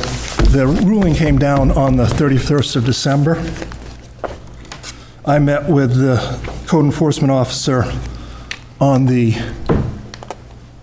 28th of February in regards to the sign and the backlit and the light and the complaints about that, and made that complaint, met with her in person. Can I? What would you like? Thank you. Wait, I've written down the two things that I believe you are concerned about with this sign. Number one, it's an outsized commercial sign in a residential zone. Is that correct? That's correct. It's a backlit sign with a light on all night. Is that correct? That's correct. Is there anything else? Well, now that we see, yes, I mean, that's the point. Now that it's there. Okay, so those two things are what is wrong. The fact is that now that the sign is there, we're all very aware of what the sign now looks like. And it's come to So our the feelings. sign is offensive? Sign's offensive, yes. Okay, I'll write that down. When we just had this discussion last time, we had the hearing before, the sign was a hypothetical. It's no longer hypothetical. Okay. Could you elaborate on why the sign is offensive? It's 50 square feet, backlit sign. So it's an outsized commercial sign. Yes. That's why it's offensive. That interferes with my enjoyment of my property. The sign interferes with your enjoyment. Yeah, it's a visual interference with the use of my property in my house. Your house is it's over 400 feet away. You have pictures in front of you that shows you the picture of the sign from the window of my bedroom. But it is over 400 feet away. And it's clearly visible. And anytime that this board would like to do a view, feel free. I just note that earlier, Mr. Tripp asked for how far away the sign was from the building, and it was 300 feet, and it was not hard to see. I mean, you could see the building, right? But understanding what's on the building or what's at the building would be difficult. Otherwise, the church would have probably had Holy Cross Church on the building, right? I mean, I'm just seeing that parallel. I don't understand what you're saying. Well, that's probably convenient, but I'm looking at the comparison between Mr. Tripp's question to the applicant about how far away the building was from the road, signs on their building, and the fact that you're a little further away from that, and it's affecting your quality of life. And again, I would ask for you to articulate exactly what you're saying. What does the sign being 300 feet from the building have to do with my house? With my question to you, which is, how is it really affecting your quality of life? You can see the sign from my house.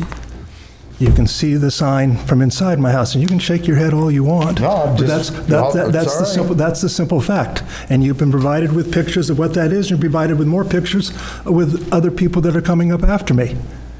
But the simple fact of the matter is what is between, the distance between the sign and the road and all that sort of stuff isn't important. What's important is The applicant has not met any of the burdens to be granted a variance. Well, that's your opinion. All right, so, What's I that? don't think we're there yet. We haven't made a decision. Well, I understand that, but I find it hard to believe that simply removing the message center changes any all right, of the hardship, of the lack of hardship that the court found in their December 31st ruling. Okay. so can I go back to my list of things that are a problem with the sign? Okay, so we got, it's outsized, commercial sign in a residential zone. It's backlit, so the lights are on all the night, and you can see it. And the sign is offensive in that it disturbs your enjoyment of the property because you can see it from your house. All right, From inside my house. from inside your house. All right, is that it? Sure. Thank you. I'm really quite unsure what point you're trying to drive at. The fact of the matter is, Well, it's a public That's nuisance. fine. Yeah. That's Okay. fine. So- I probably heard what you want to say 6 times already tonight. Hopefully it gets through to you. Thank you. Thank you.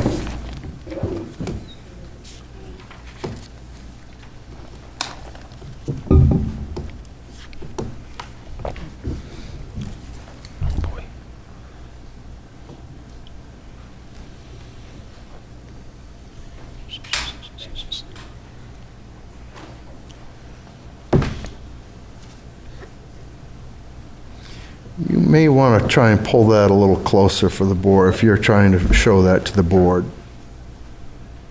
Thank you, Ms. Owen. Very good.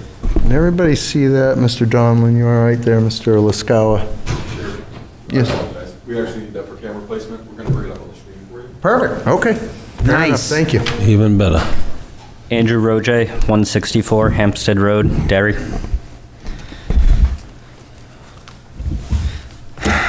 I have a prepared statement, and then I would like to speak to some of what we've heard tonight, if that's okay with you. Sure. Just try and stay on point, though, okay? I'll do my And best. keep away from the mudslinging. I'll do my best. Mr. Perkins and members of the board, I'd like to frame my comments in light of the recent New Hampshire Superior Court case, Foley versus the Zoning Board of Town of Derry. The court reversed the prior variance outright. It found that the applicant did not meet the statutory requirement of unnecessary hardship under RSA 674-33, which requires that hardship arise from special conditions of the property itself, not the owner's business needs. The applicant argued that 3 factors created special conditions. 1, distance from the road. The building is set back, but the court found no evidence that complying with the ordinance's sign size or lighting limits imposed an unnecessary hardship. The setback alone does not justify a larger illuminated sign. 2, trees surrounding the property. Many were planted by the applicant. The court emphasized that self-created conditions cannot establish hardship. Simply having trees does not legally justify exceeding sign limits. 3, nature of the business. Operating a permitted commercial business does not create a special condition of the land. The court rejected the argument that the sign was necessary for business viability. Hardship must relate to the property itself, not the owner's operational needs. Because none of these factors constitute a legally sufficient hardship, the court concluded that the variance should have been denied at the town ZBA level. The current application still seeks relief from the same ordinance provisions regarding size, lighting, and placement. Those requirements remain in effect, and the legal standard has not changed. Additionally, the sign has remained in place for over 3 months after the court's ruling that it is unlawful. A pending application does not make a non-compliant structure lawful. Zoning enforcement depends on applicants following the rules while seeking relief, and continuing to maintain a structure already found unlawful raises concerns about future compliance. Granting a variance is an exercise of discretion and trust. It allows an exception to rules that apply to everyone else. It is reasonable for the board to consider whether that discretion is being sought in good faith and with a willingness to comply with the outcome. For all these reasons, I respectfully request that the board deny the variance request.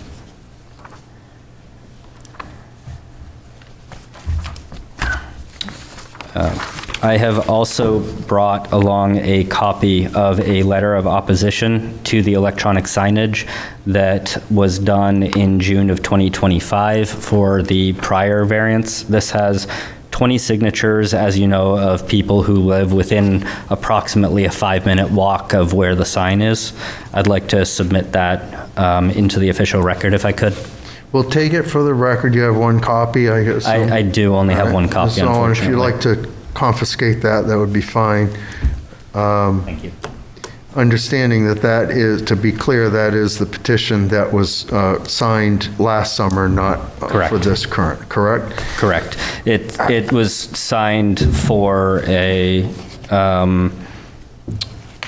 for the previous application. So here's the problem that we run into with a petition in these matters. And I realize we went through it last year, but these folks need to be able to emphasize how they're aggrieved by a decision of this board.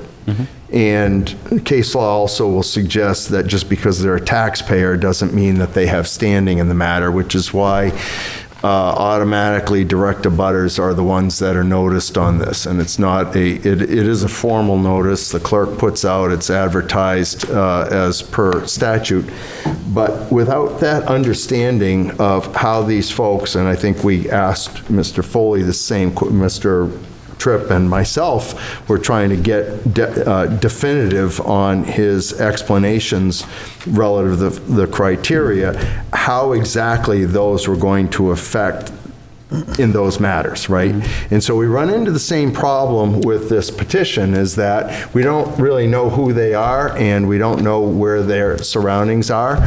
If they're within a quarter of a mile, and they never drive by this, they have to, this is just an example, they have to define how they're aggrieved by the board's decision. You follow? I do. All right. I'll just set that aside and let you proceed. Thank you. A lot of what Mr. Foley was talking about with regards to it being offensive and a visual intrusion has to do with how bright these signs are.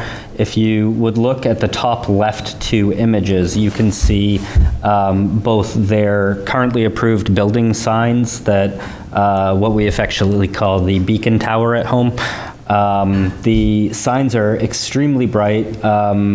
I took out my phone and just snapped 2 pictures. Those have no playing around with settings, nothing. That's just raw pictures. That's how bright these signs are, and I don't know if it has occurred to this board that when Mr. Foley was talking about the visual intrusions, he's talking about something that is that bright. These are... I mean, look at the ground underneath the pylon sign. It is like somebody has a spotlight pointing down at the ground. They are, in my opinion, ridiculous. Furthermore, some nights... Is that actually a spotlight? Yeah. So furthermore, some nights we've noticed that the signs have for some reason been off. It seems somewhat intermittent when they're on, when they're off. Usually they're on all night. But I did go one night at 11:40 p.m. This was March 23rd, I believe that says. And they just have spotlights pointing into the air instead of the signs. Again, you know, talking about visual intrusions from this business and talking about, you know, what I referenced at the end of my speech, which is, you know, discretion and trust and wondering, you know, about, frankly, Mr. Yanako's ability to follow the rules that have been laid down for him already before they were struck down. You know, this is what we've been dealing with, and this is why, to a great extent, we're so upset about all of this at this point. On the right-hand quadrant of the sign, of my display here, you will see 2 photos, one just zoomed in, one zoomed out of their current sign, which, again, I would like to point out is there currently unlawfully. It has been unlawful since the beginning of this year. The first day of this year it has been unlawful since then. That is what it currently looks like without their electronic messaging center. This is what they're applying for a variance for. It is a 50 square foot sign. Interestingly, during our last sessions here at the ZBA talking about these signs, everybody at the ZBA seemed to agree that 24 square feet was the legal limit without having to have a variance. I'm not sure why that conversation appears to have changed today, but that was what we talked about that entire time, was 24 square feet. And with that in mind, the bottom 2 images, I went ahead and I actually created renders of what his sign could look like following within the legal ordinance, to my understanding, of 24 square feet and unlit. And frankly, I think that the signs are beautiful. I know that's my opinion because I made the renders, but frankly, those do a very, very fantastic job, in my opinion, of conveying what his business is and letting people who are driving by these signs, which are a mere 10 feet away from the road, on a very open lot. He has a good amount of road frontage that is open there. In my opinion, those do a great job of conveying what his business is, and we don't, again, my opinion, need this giant 50 square foot sign that is very out of character, aside from the fact that at night it is lit up like the sun. Is on the upper left corner, is that what kind of light is that? Do you know? Is that just a spotlight? I know. Sorry, the very upper left? Yeah. That's his sign. That's his building sign that says NEA. Well, I don't think we put any conditions relative to the building signs for lighting. I don't know that we did or we didn't. Yeah, you did. You asked that they follow the town's general ordinance, which is for essentially just over ambient at any given time. Okay. It does look like there may be a spotlight on the roof in that photo. Well, I'm thinking it's the airport, but I don't know. No. The bottom right image does show those are actual lights mounted on his roof. Bottom left, sorry. Bottom left, yeah. Those are on his roof. Are those Christmas lights? I don't know what kind of light, other than that they're mounted on his roof. You can actually see them if you look just under what used to be the steeple tower. You can see the black blob right there. That is the light itself for one of those. Got it. Okay, I see it. Yep. Thank you, Mr. Corbett. Oh, okay. I have a question for you. Sorry, Mr. Tripp, can I ask one question about the spotlight before you go? Sure. Mr. Wright, would it be, I'm not familiar with the spotlight portion. Do you recollect seeing it there when, did it used to light up the steeple? Were they perhaps existing? Yeah, I believe that it did back then, yeah. Okay. Not that it right now, necessarily- it serves no purpose in the middle of the night, though. Nope, don't disagree with that. Yeah. If I may just stand up and... I have a question for you. Oh, go right ahead. The middle photo on the top, that's your rendering? No, the bottom right 2 are my renders.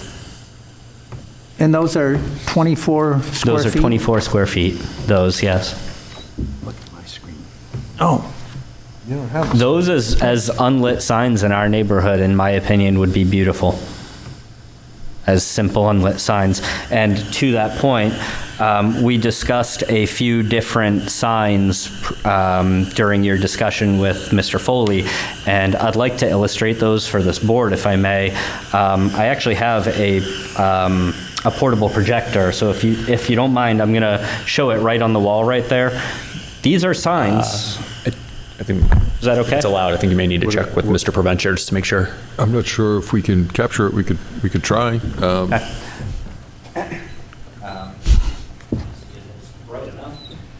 This is the sign that was referenced right down the road. This is the horse business. It is, again, less than 24 square feet. It is unlit. Mr. Chair, It is before... just a before we go too much further, we can't hear the gentleman and we can't see. Can you use the microphone as you? We also have no way to capture that projection. Okay. If there's a file, we could get it into our computer system here. Got it. So this is at that horse business right down the road, and it was referenced earlier in this meeting.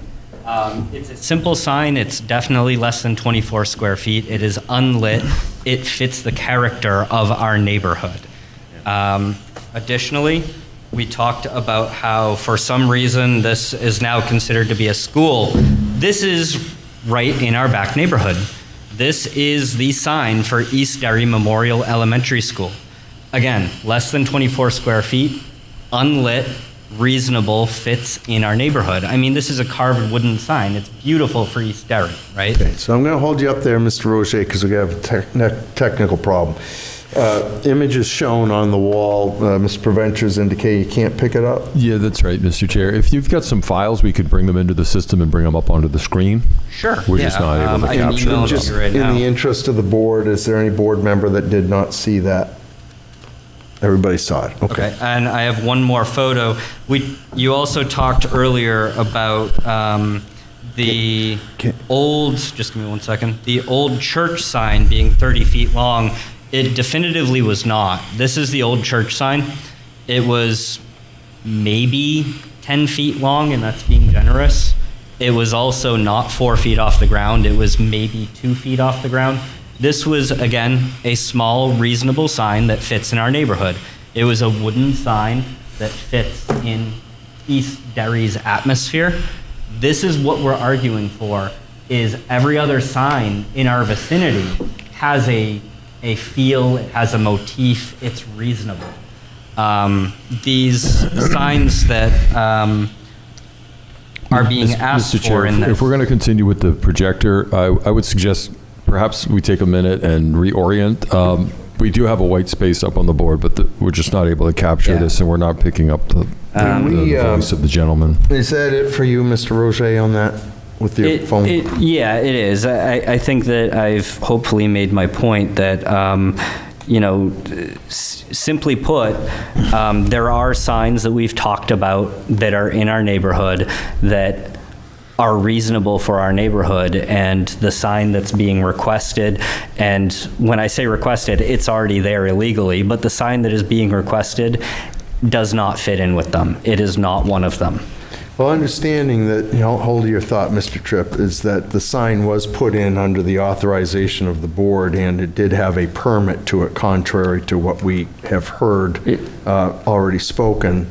Let me just cover technically, Mr. Preventers, these images that we've shown, do you feel that we need to have those downloaded? I would leave that to your discretion if we would want to have them clearly on the record, on the video recording. All right, I'm going to defer to the board. Hold your thought, Mr. Tripp. Mr. Corbett? I think just for to dot i's, cross t's, I think the board is all very familiar with the signs Mr. Roger shared. However, I think we should make a motion to accept his email of the photos as official record. Thank you, Mr. Rabimba. Mrs. Owen? To Mrs. Owen, you would email? Yes, to Mrs. Do you have Ms. Owen's email? I don't. I have it loaded here. I'm happy to just hand her my phone to email it to her. So. Oh, perfect, and then we'll file that into the record. Richard, we'll go to you next. All right. And do we need a second or anything? Mr. Tripp has a question. So it's Mr. Roger? Yes, sir. Hold on, Mr. Tripp. Mr. Corbett made a motion. Thank you, Mr. Corbett. Could I have a second, please?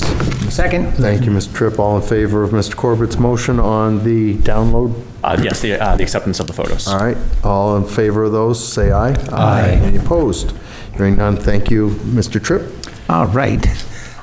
Like I did with Mr. Foley, I'm trying to ascertain what exactly is wrong with the signs. And I believe I already understand from your testimony, but I'd like to,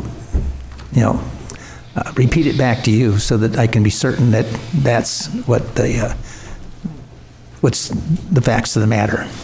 All right. You've shown the signs that you rendered, and your interest is in that the signs, if there were to be signs, and you have indicated that if the signs were to your specifications, that you would be in favor of that. To the town specification of 24 square feet and unlit, not my specifications. Okay. Yeah. So if, and you have 2 signs. I just made 2 renders. Okay. Yeah, So sure. 2 signs would be acceptable. No, those are 2 signs in the same exact location, 2 different options, 2 different visuals, but 1 sign in place. Oh, so you would limit the signage to 1 24-foot square, or 24 cubic. Again, my square feet. understanding is the ordinance limits it, yes. All right, so it would be a single sign with 24 square feet. I believe so. I don't know if the ordinance allows for 2 12-square-foot signs or only 1 24-square-foot, but yes. No, well, let's determine that 1 24-foot square would be acceptable first. Right. And then we can stretch the... Sure. to where possibly, a 24-foot square sign unlit is acceptable. Right. And as he has essentially 2 businesses there, it would be, I believe, justified that there would be 2 signs. I disagree wholeheartedly. It goes to the property, not the businesses. Just Okay, for all right, all argument's right. sake, if So I may. You're saying no. Well, if That's I may, okay. I can make That's 10 okay. LLCs at my property, and then I could just put up 10 signs. All right. Well, like I said, 24 I'm just square trying to feet. understand what it is that your desires are. And I understand 1 sign.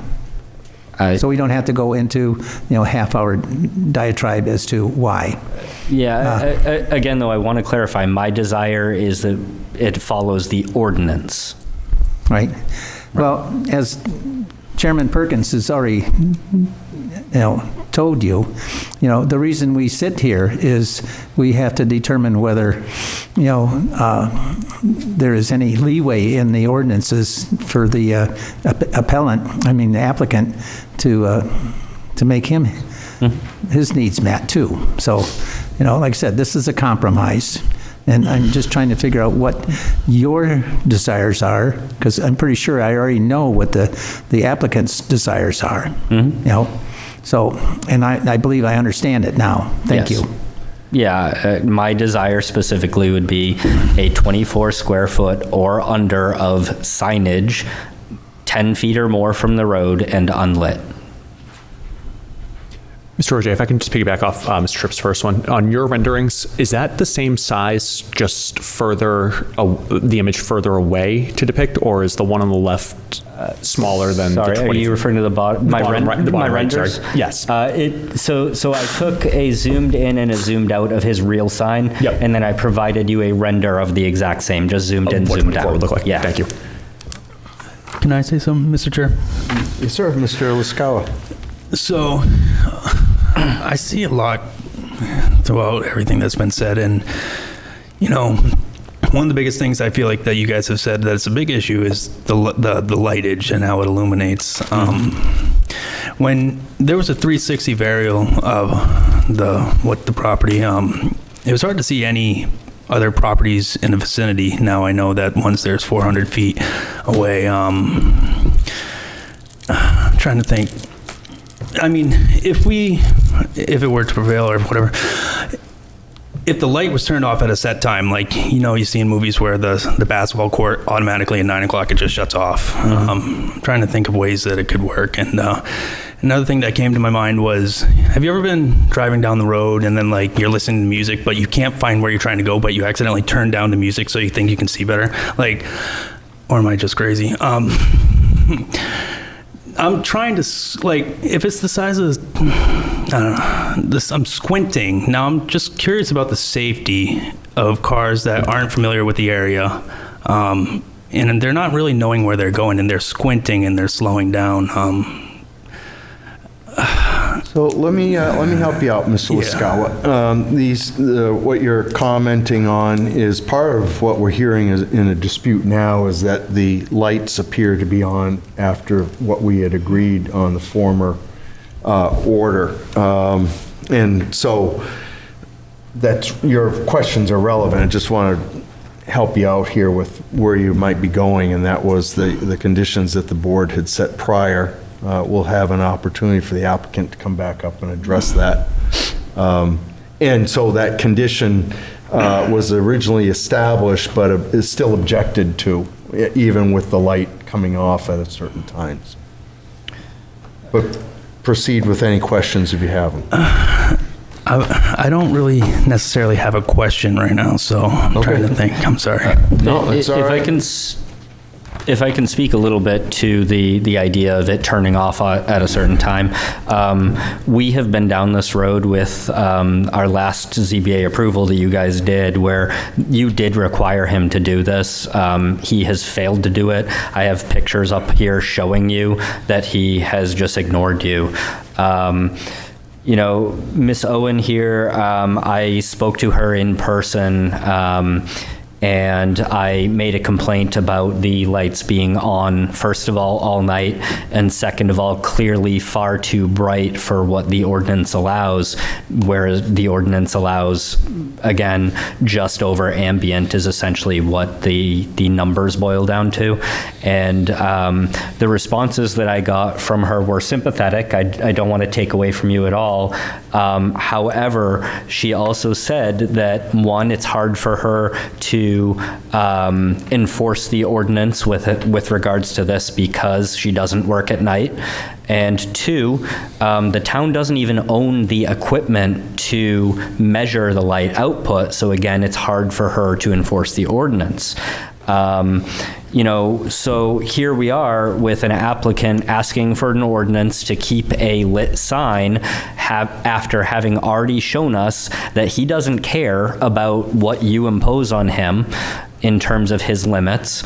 And then the town coming to me, or when I go to the town, they say basically, well, it's really hard for us to actually like forcibly enforce this. So, you know, how do we handle this? Again, you know, this comes to my speech where I ended it talking about an exercise in trust, right? Frankly, I have none, and I don't think you should either in the applicant. Okay. No, I apologize if I'm opening this can of worms. And I was just looking through with the conditions, Mr. Roget. I don't dispute what we had discussed, the dimming, the hours, everything, but I can't find it here, so I apologize. My recollection, was it specifically tied to the message center though, or do you think there could be any, and I'm just asking the question, do you think there could be any misconception that it was tied directly to the electronic message center, or was your recollection that it was very specifically to the entire pylon? The entire ZBA process with that was very kind of hard to determine what we were talking about.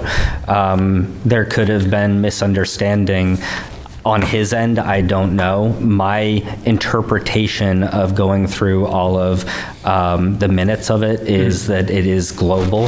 And the town ordinance, to my understanding, also requires the lit signs to be turned off. So that understanding really shouldn't have been there if he had one.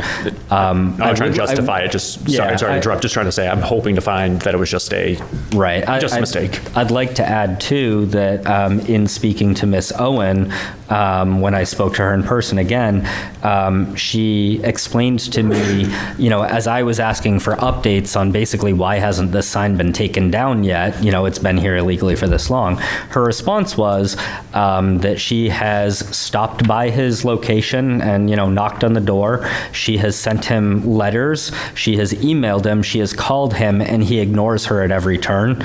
So, you know, again, if we're talking about misunderstandings, if he had one, he sure tried real hard to avoid being corrected on it.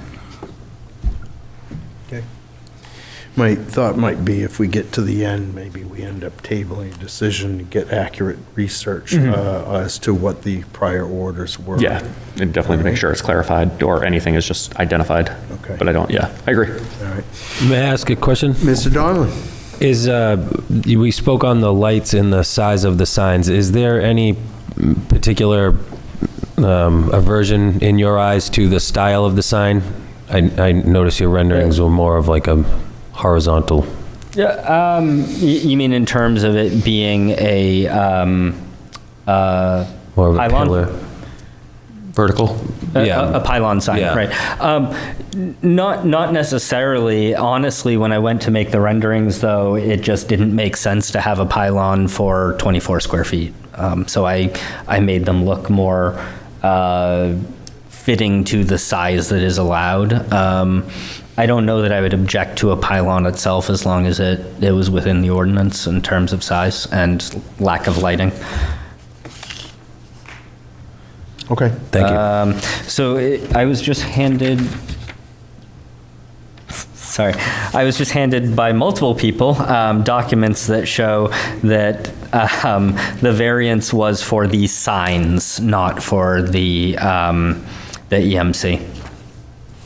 The DMC? And one of them says, and this is directly out of the meeting minutes, Mr. Yanako said he would prefer the sign not to be lit 24 hours a day and planned to have them lit only when needed.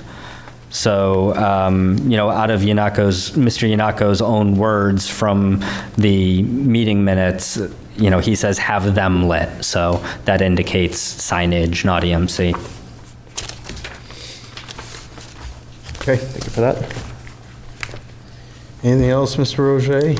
I am all set, if you are all set with me. Any questions for Mr. Roget from anybody? Mr. Dietzel, you're awful quiet. I'm all set. Thank you, Mr. All Chair. right, Mr. Obimba, anything? All set. How about you, Mr. Dragani? You all set? All right, very good. Thank you, Ms. Roget. Thank you all for your time. Anybody else?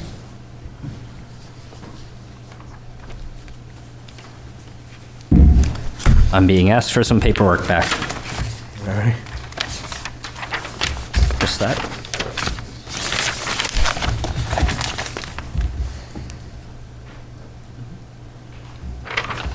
Hello. Good evening. Good evening. My name's Jessica Cloutier. I live at 164 Hampstead Road. And I have a statement that I prepared for Could you this speak evening. a little louder? Sorry, I'm quiet. Can you hear me? Yep. Yeah, okay. So I oppose the 50 square foot pylon sign Bird Enterprises has requested a variance for. For this variance to be granted, they must show that their proposal meets all 5 of the following conditions. Condition 1, there shall be no decrease in the value of surrounding properties. In the past, at June 19th, 2025 meeting, abutters provided the board with a letter from a licensed real estate agent stating that their home value will be affected, but it was dismissed because it was their realtor's opinion that their home value would decrease. I don't know what proof the board was hoping for, but I think written opinion of a professional in the field should be enough. Like discussed in past meetings, research can be found for both sides, but it's pretty obvious that property value decreases when a quiet residential area begins to look and feel commercial, which this type of sign will do. These backlit pylon signs are typically designed for commercial corridors, not neighborhoods. These signs cause a visual intrusion and change the character of the neighborhood. This is a neighborhood of historic homes and farms, not commercial businesses. Condition 2, they must demonstrate that granting the variance would be in the public's interest. When referring to the public's best interest, that also includes the abutters and everyone else in the surrounding neighborhoods, and we get no benefit from the private business installing a commercial sign. It brings light pollution, traffic distraction, and disruption to a residential area. Public interest lies in preserving neighborhood character, not promoting commercial activity in a zone that's not meant for it. At the June 5th, 2025 meeting, the representative for Bird Enterprise stated, this condition was met because clear signage would help secure the future of the business. I would have to disagree. Delahanty's has run a successful business for 18 years at their Wyndham location without them having to have an oversized sign, and this makes it clear to me that this is something they want for their convenience and not something they need to be successful. They have successfully operated at their Wyndham location for 18 years, where they have had an external lit sign with a changeable letter sign where they can manually update the messages by swapping out the letters. And if you see at the bottom picture that I have over there, that is their old sign from their Wyndham location. This type of sign is more appropriate for East Derry, where many other businesses use the same type of sign. Condition 3, a hardship must exist, which is inherent in the land in question. They can make an argument that there is a hardship due to a commercial business being in a residential area, but he made the choice to move into this low, medium density residential district, knowing this to be the case. Choosing to locate a business in a residential district is not a hardship, it's a decision, and not a physical constraint. A hardship must relate to the land itself, not the owner's desire to advertise more. No legitimate hardship exists. The business just wants better visibility, which is not grounds for a variance. It's been stated that they have a hardship due to location, but I do not believe the location is a hardship. Hampstead Road is a major roadway with many people driving by each day seeing this wide open lot clearly showing what the business is. You can clearly see the Northeast Elite Athletic signs on the building and the bays with landscaping materials in the parking lot. Condition 4, by granting the variance, substantial justice will be done. At the June 5th, 2025 meeting, the representative for Bird Enterprise stated, substantial justice will be done to the owner by granting the variance.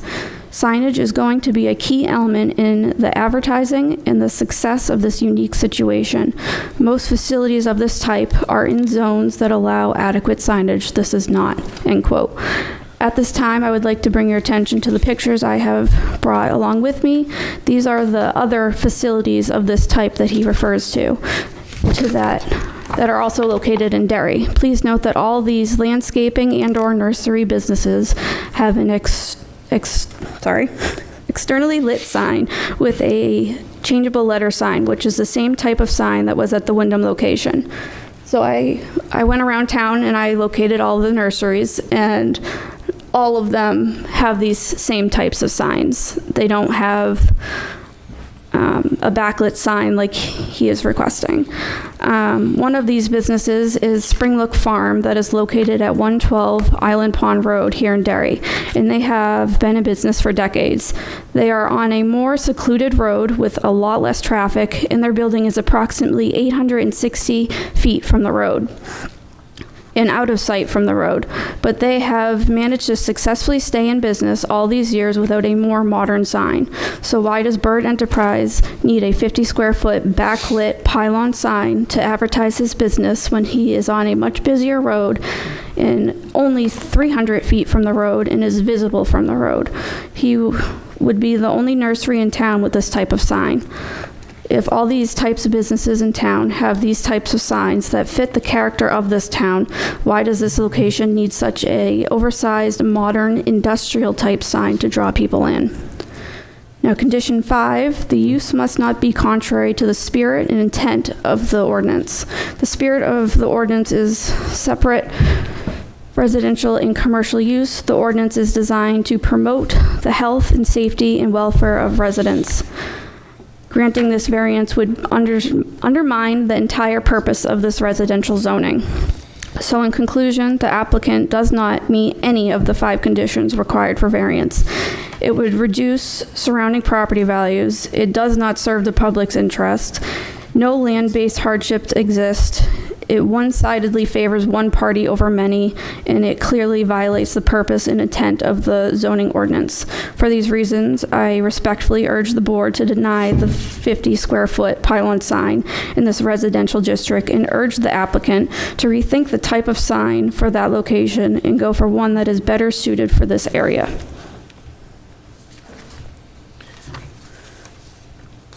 Good presentation. Thank you. All right. I've been asked if we can take a break. Do you have anything else you want to add?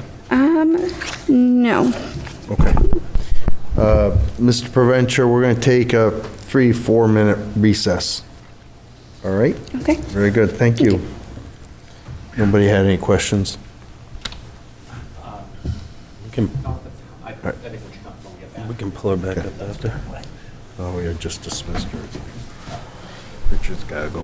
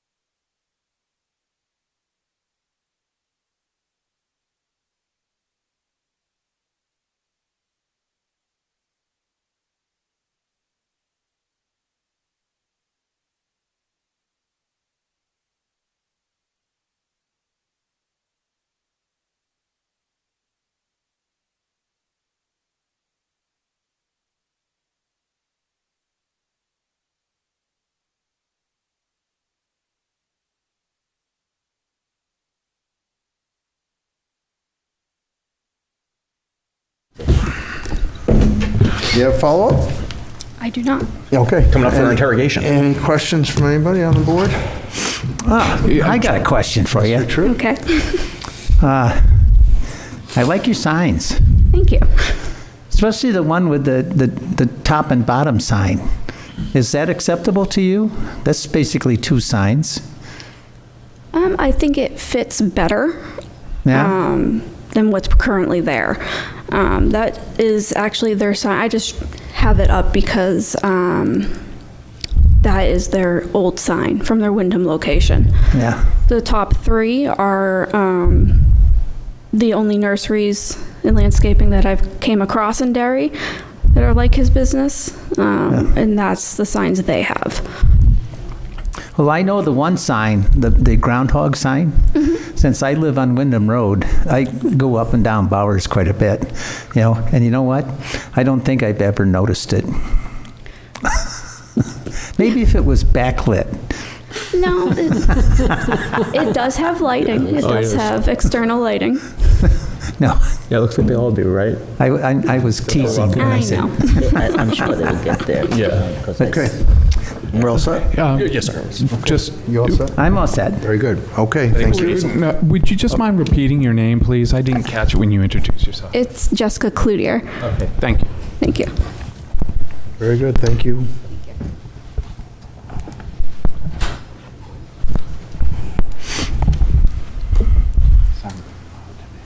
Folks? Good evening. Will Davison, 1 Wishing Well Lane. Brenda Davison, 1 Wishing Well Lane. Go right ahead. Thank you. Andrew Roje, 164 Hampstead Road again. Just wanted to see if it would be okay for me to submit these. These are the images I put up on the board, but physical copies for you guys to keep. Do you need those for your master file? You think you would prefer those, Ms. Owen? Yeah. I mean, the board's seen them, so we don't reflect back on that file. If Ms. Owen would like them for the file, that's fine. Do we need to make a motion for Mrs. Owen to accept, or No, should we because this will accept? stay within the Okay, so I department. think you just give them to Ms. Owen. Thank you. Thank you. What was your name again? Yes, my name is Will Davison, and I'm at Davidson. 1 Wishing Well Lane. Okay, folks, go ahead. My opinion reflects the same opinions of everybody that's been up here this evening and opposed to the signs, to that sign being continued to be on that property. It's been ruled to be taken down. It still exists on the property, and I don't think it belongs there. When you,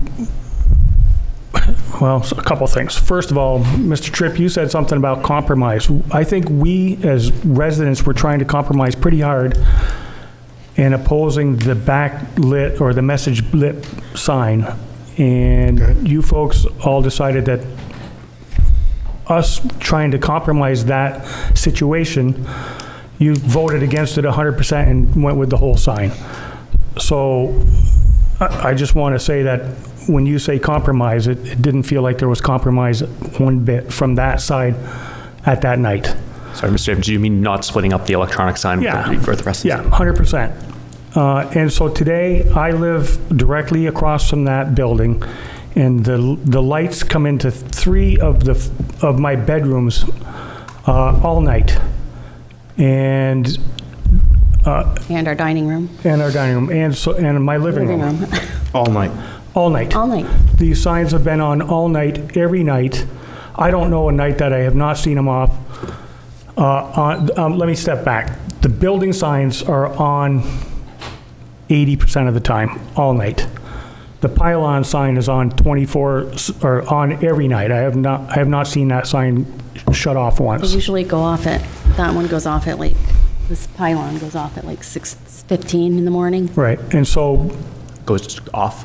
Shuts off at 6 or 7 in the morning, and then comes back on at 4 in the afternoon and stays on until 6 or 7 the next morning. These are the pylon signs. Yes. The pylon signs, yep. And the building signs have been left on overnight numerous times. Very bright, and from the pictures you saw, they're super bright. They're intrusive into my house. I've had family members stay the night, and they're like, geez, you guys have some bright lights out there. Unbelievable. In fact, I'm going to joke a little bit here. The guys that are going up around the moon probably can see those damn lights at this point. Just a joke. Now, you said the pylon lights are on from like 4 till when? When it gets 7, dark, 8 o'clock they in the come morning. on. 4 in the afternoon until 7 or 8 o'clock the next morning. Well, like 6:30, but depending. And the building lights are on? Some nights they're on from 4 o'clock at night until 6 a.m. Some nights they're off. It may not be a big deal to you guys, but this is our home. And Well, it's intrusive. It's. Well, I don't we can drive out sit on our Wyndham back Road very deck. often I- either, so I don't know, especially at 7 o'clock at night. Oh, Hampstead Road. I do go Wyndham Road. That's where you go. Anyways, you know, you should drive down there. It's pretty bright. It's a pretty intrusive, bright lit area at this point. So I'm opposed to it. The court has ruled that these lights, or that sign does not belong there, and I'm going to stick with that at this point. Well, something I understand, and I alluded to this with Mr. Foley earlier, you know, probably the board, the minutes recorded, you know, that are approved by the board and the reflections. They're on here, yeah. Yeah, probably weren't the, you know, the best showing for this board historically. And I spoke to this, I referenced the Parkland sign and others that we've approved and understand the dispute of the safety of it, which was the focus of the EMS, and whether or not it's a distraction, and my own history and knowledge of it, which the upper courts look for. Just said to me, I know what this is going to be like, and I believe the pylon sign will be worse than the electronic messaging sign, and that was where the majority of the testimony was focused. I think in regards to a compromise, and I think you may have heard me say earlier, you know, if the applicant doesn't prevail here, they have the ability to come back and modify and ask again, and the question is, how many times do you want to keep doing this? And, you know, in regards to a compromise, you know, the board's decision, my own reflections, I can't speak to the reflections of the other members that voted on this, may not be the most advantageous thing as the abutter to take a position on. It's almost like you're retaliating against the applicant for the board's decision, so to speak, is what I'm hearing. It's just an advisory thing. You're advising me? Just suggesting that, you know, those reflections are worth considering, I think. Because in the end, you don't know where the decision's going to go. You're correct, but I can say that you don't know what it is until you see it, and then it's like, oh my God, this is much different than what I thought. No doubt. So, you know, I will share with you that I'm not happy to see these images and know that the board put positions on the approval to try and make sure that there's protections for your concerns, and to hear that isn't making me feel good right now. Right. So, and I said this the last 2 times, was you give an inch, they go another inch, another inch, another inch, and it continues. You know, at what point does he go back and actually turn this into a actual commercial lot, and then he can do whatever he'd like? I mean, I'm afraid of the compromise one-sided. Yeah, well, I don't like just painting with a broad brush. Personalities, businesses, kind of as you're conveying here, because that's not necessarily so. We've had approvals where this board's granted relief, and the compliance has been, we've never had an issue with it. So it's hard to paint with a broad brush in the light that you just shared. Here we are. Yep. And the broad brush is he's ignored the court, he's ignored the board, he's ignored Mrs. Owens, he's ignored. I would like to say that I was against the sign, the whole sign, and I said that. I was trying to find it in the minutes, I can't, but I think I said it to you. Yes, you did. I remember. So I did say that. I Okay. was against it. The other thing I was going to say was, now I lost my train of thought. We just, in the minutes, and we can hand this over to you if you'd like, but within the minutes, Read it. yeah, go ahead and read that, if you'd like. So this is on, June 5th, 2025, Mr. Yanako said he would prefer the sign not to be lit 24 hours a day and plan to have them lit only when needed. Mr. Tripp asked what hours the electronic sign would be lit, and Mr. Yanako said he planned to have it lit during higher traffic hours, which would be 7 to 9 p.m. Mr. Burgess asked if all signs would be off when the electronic message sign was off, and Mr. Yanako said, yes, that's correct.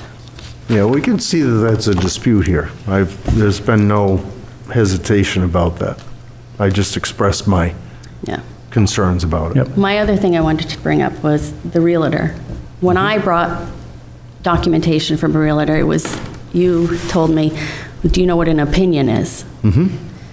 But tonight you were saying like his realtor, not such an opinion. not such an opinion. That's what I gathered what you said When you was said like, it. Yep. his realtors are realtors. My realtor wasn't a realtor. It's Yeah. just her opinion. Well, we haven't rendered a decision on this, in that regard, right? But Ms. Foley brought it up earlier about having a statement. The courts, higher courts rulings are that the board, it's one of those things where even when professional opinions are given, that the board has the ability to differentiate that and decide whether or not it's significant or whether or not we know better. So are you deciding that his realtors would count more than my realtor? No, it's not what I Okay. just said at all. I'm Okay. just saying that the board has that discretion, and the courts, higher courts support that we have the discretion to dispute that information and look at it as relevance, or the relevance of it. Okay. Just what you said earlier almost felt like when the mention of two realtors came up, or the realtor next door came up, it Seemed like his realtors felt were like more. it was like, in my Dismissive opinion. of one and not accepting of the Yeah, other. it felt like there was an acceptance from you on that. Yeah, no, I Like, understand. dismissed my wife and berated her a little bit at that night, if I remember right. I was a little upset about that. You felt I berated her? A little bit, yep. Yes, by saying, do you know what an opinion is? Just the way that you presented it and came at her. Okay. Berated her. Okay. Yes. All right. And one other thing was, I did talk to Miss Owens about the lights. And she said, it's hard to do anything about it because it's after work hours. Right. So And you folks have heard that. just want to reiterate, it's not the only one.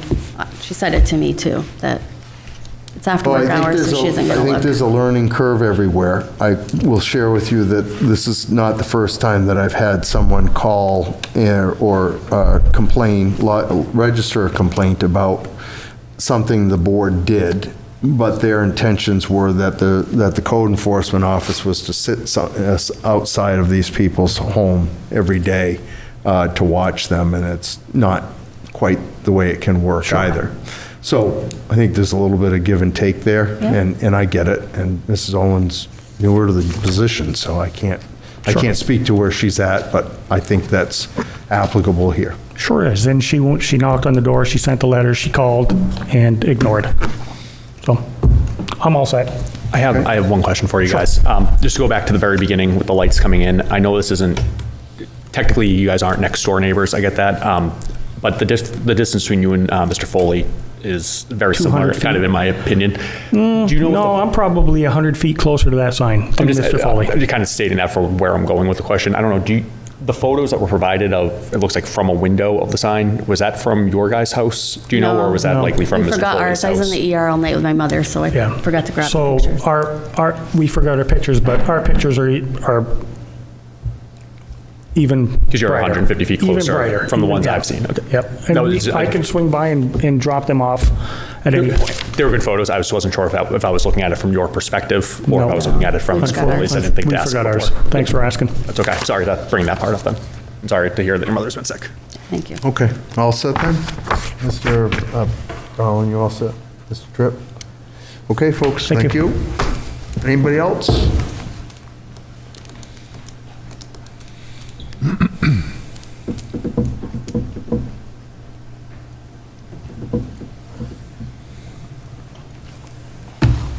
You look like you got a bit of a gimp there. What's that? I say you look like you have a bit of a gimp. Yeah, bad knees. Tom, give us your name. Yeah, Tom Carden, 2 Cunningham Drive. I am not a direct abutter. I live about a mile or so down the road. I'm assuming it's okay for me to speak. I have to say, a lot of the questions I have and a lot of things I was going to say has already been covered, so I'm not going to repeat them. But I do have a couple of questions up first. Was there an order to take down the present sign that's there, the pylon sign, by the... Feel free, Ms. Owen. And I apologize for speaking for you earlier. So really, that's not pertinent to the case that's before the board this evening. It's what?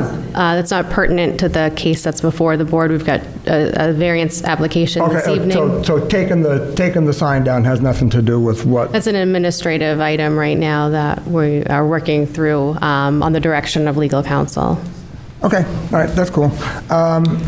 Okay, I just do want to say that I know one of the things that was said tonight that Hampstead Road is similar to the bypass. I go by there 4 or 5 times a week, and I can tell you it's nothing like the bypass. So just wanted to say that.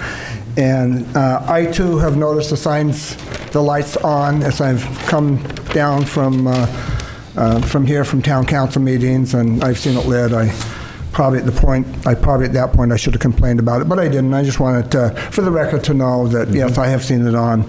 So I do want to talk about section 165-101.1. I'm not going to read the whole thing, but it does say the sign shall not exceed 24 square feet in the area, and it does not say anything about pylon or electronic message board. So that's the ordinance, as it pertains to signs in residential district. Okay. So, that's one of the reasons that I'm opposed to it. And I think the ordinance clearly wants to limit the size and the scope of signs in a residential neighborhood. And, I think that I think it's contrary to the spirit of the ordinance if you do approve this lit sign. I also would like to note that, Meadowbrook Stable and Eddie Saw, they both have signs that go along there. They're not lit. And so, one of my biggest concerns is the fact that that sign has been on all night. Mm-hmm. And, clearly one of the conditions when this board approved the sign was that it had to be turned off at 9 o'clock. And, the couple that was here that spoke about it, I have a lot of empathy with them, with those lights shining in their house. And I think it's wrong. And, so I don't think the board should approve it. I did like the 2 speakers before that gave suggestions about the sign, and certainly the business deserves to have a sign there, and something that people can see. I'm just opposed to a lit pylon sign. Okay. Any questions? Any questions from anybody? Thank you. Is that open? No, thank you. Okay. All right. Thank you, Tom. Have a good evening. Anybody else? Folks, your turn to come back up.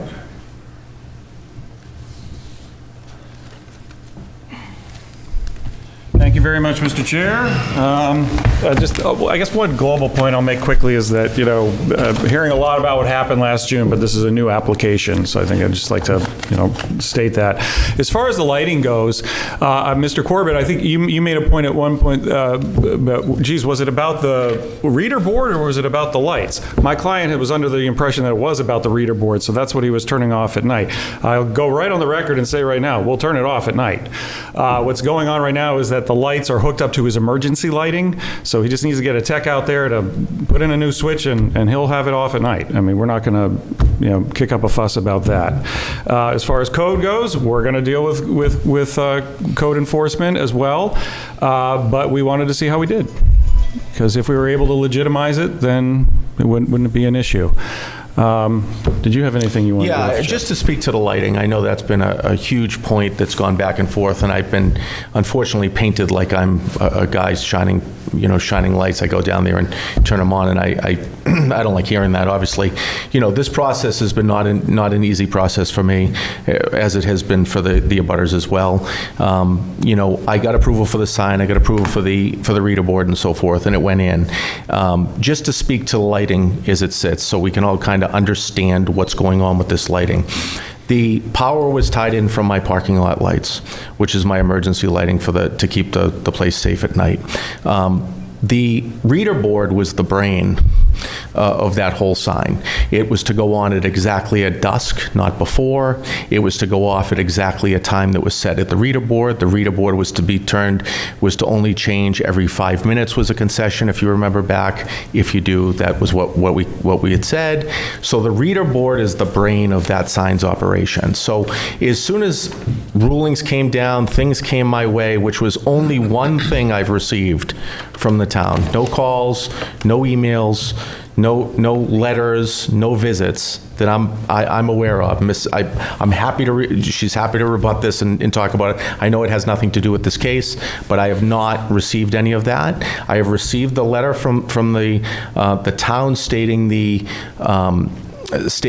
ruling by the court. I immediately turned it over to my counsel, and they've dealt with this from this standpoint.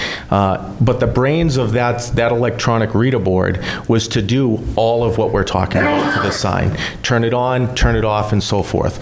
Once that reader board was installed, unfortunately very expensive, but was installed, and no one has said otherwise, when I got the ruling, I never turned the reader board on. It never went on. It never activated to do what it was supposed to do for all of my signage and everything I'm supposed to do there. I did get a certified letter yesterday from the abutters stating about day before, about the lighting supposed to come off. I scampered back through, I looked, I saw that. I can't physically turn it off. It's not something I can just go turn off. My electrician is coming tomorrow to disconnect the sign until it gets settled. It's the only way I physically can do it, to get it off of my parking lot lights. And I'm not going to jeopardize the safety of people coming in and out at night. So everything that was just stated about, what I've done and what I haven't done, I never turned on the electronic reader board because I know it was a huge point of contention. Although I got the approval for it, it never went on. Not one person has said anything about that. I did not do that. As far as the signs on the building, I think they're allowed to be on. I have no problem shutting them off at the hours. No issue with that. I can put it on a time clock. I have my electrician come in and do that. As far as the lights that are pointing up in the air, the spotlights, they were pre-existing. I think they must come on with the parking lot lights. I'm not even sure. I didn't install them. I think they were part of the church. I don't care if they're on either. We can take those, or I can remove them. It's probably cost me a ton of money at night just having spotlights on all night. I don't care about that. I'm happy to concede that. Probably if you had them disconnected permanently, the savings and electricity. That's what I mean. I'm fine with it. I could care less. Right? They don't do me any good. No problem whatsoever. You have solar panels to power those, right? There you go. Yeah, exactly right. And one other point I'll just make, I heard a lot about other signs being, the ordinance says 24 feet. Again, we're here for a variance from the ordinance, but if you read that ordinance, the 24 feet is specific to a sign naming a residential development. So it wouldn't even really apply even if we were doing a 24 square foot sign. So, and that's all we have. Unless you folks have more questions for us, I think we'll otherwise defer to statements on the record and pleadings and all that good stuff. What if you were to have no electricity on this sign at all? Does that work for you? No, not really. It doesn't. It hurts what I'm trying to do because my business that I'm trying to have there is also running in the evening. And a lot of it is over the winter time, which is more dark. I mean, it's darker longer during that time. My intention, and now I'm going to have to, I talked to my electrician, I'm going to have to come up with some creative way to do it. I don't know. Run all new power out there, I guess, is to have it go on at dusk and go off at our business hours, which was in the record. It was 9 o'clock. Again, I didn't have the brain to do that with that reader board, and I guess I just missed it. Yeah. So, Mr. Yako, would the intention be if you have the electrician come out, he's able to rewire it, set the timer that when the school, the athletic center, the nursery closes, that'll go off when you yes, kind of power that's off correct. the building? Is it, and I know this gets to a dangerous slope, so Mr. Perkins, correct me, is it possible when the electrician comes out if they can conduct any type of lumen test or see if they can lower the lumens at all, like on the electronic board? I don't know. I'm not an electrician. I don't know the answer to that. All I know about that is I can defer back to the sign company that gave it the time, and it's probably in your original packet. If we were to pull it out, the sign company gave the lumens in the brightness off of that sign, how far it projected. I know you guys reviewed that, you looked at it and went over that. Again, it was done by someone that's smarter than I am. I don't know the answer to that. I'm sure there's someone that can do it. And I think I would say to that, I think planning must have reviewed that when you went through planning for the sign. I don't know. I don't think that's, I think it was just Plan. I think the focus on the lumens was to the electronic messaging sign. That was the primary focus of the discussion, and why that was tabled to a second evening. That two parties came back with their own commentary about, one from Texas, one from Canada, I think. Yeah, Toronto. And so you are correct in that was in regards to that. But I think overall, what this board was looking for was peace and quiet, and not have to have the contentiousness that it's been. And with that, in the idea that there's the granting of this and the sensitivity of the neighbors to the lighting, it's almost one of those things where it should be self-managed, where you understand that it looks like an air traffic control tower from the images I could see. And that is disturbing. I mean, there's some acceptances here, and the higher courts give those for this board's discretion. But when we're seeing the images of this and understand the disturbance, that makes it hard to convey a decision that's maybe favorable to you. I understand. Just to speak more on the lighting, which is clearly the concern here, is I've already taken steps to correct the signage. I mean, that has to remediate the signage. I had that in place initially with the initial granting of the variance with the reader board. Unfortunately, we're here. We're going back, so it wasn't able to be done. As far as the building is concerned, whether I'm allowed to keep the signs on all night or not, I don't care if they're on all night. I actually I don't want to be contentious in any way with the abutters, but I don't think they're on much. They're supposed to be shut off every single night. So I don't think they're on much. They were supposed to be tied to that same brain, but we just literally shut them off every night. So if they were left on a few nights, that's possible. I mean, but that's not the intention. And as far as the spotlights, I could take care of them tonight. I could care less. They were just there, right? I'll make a suggestion on the record as I stare at my client for authority. That will turn all the lights on the property that otherwise don't need to be on lawfully. I do understand. I think there are some lights that would have to be on. I think commercial businesses need emergency lighting that's supposed to be lit. That's my recollection from owning a law practice with my father years ago in Milford. We had these lights that had to be outside. I mean, I don't know. I'm not the expert on it, but I think we can go on record as saying that we'll douse the lights at night. I'm completely fine with that. How difficult is it for you to rearrange that sign the way it's established now.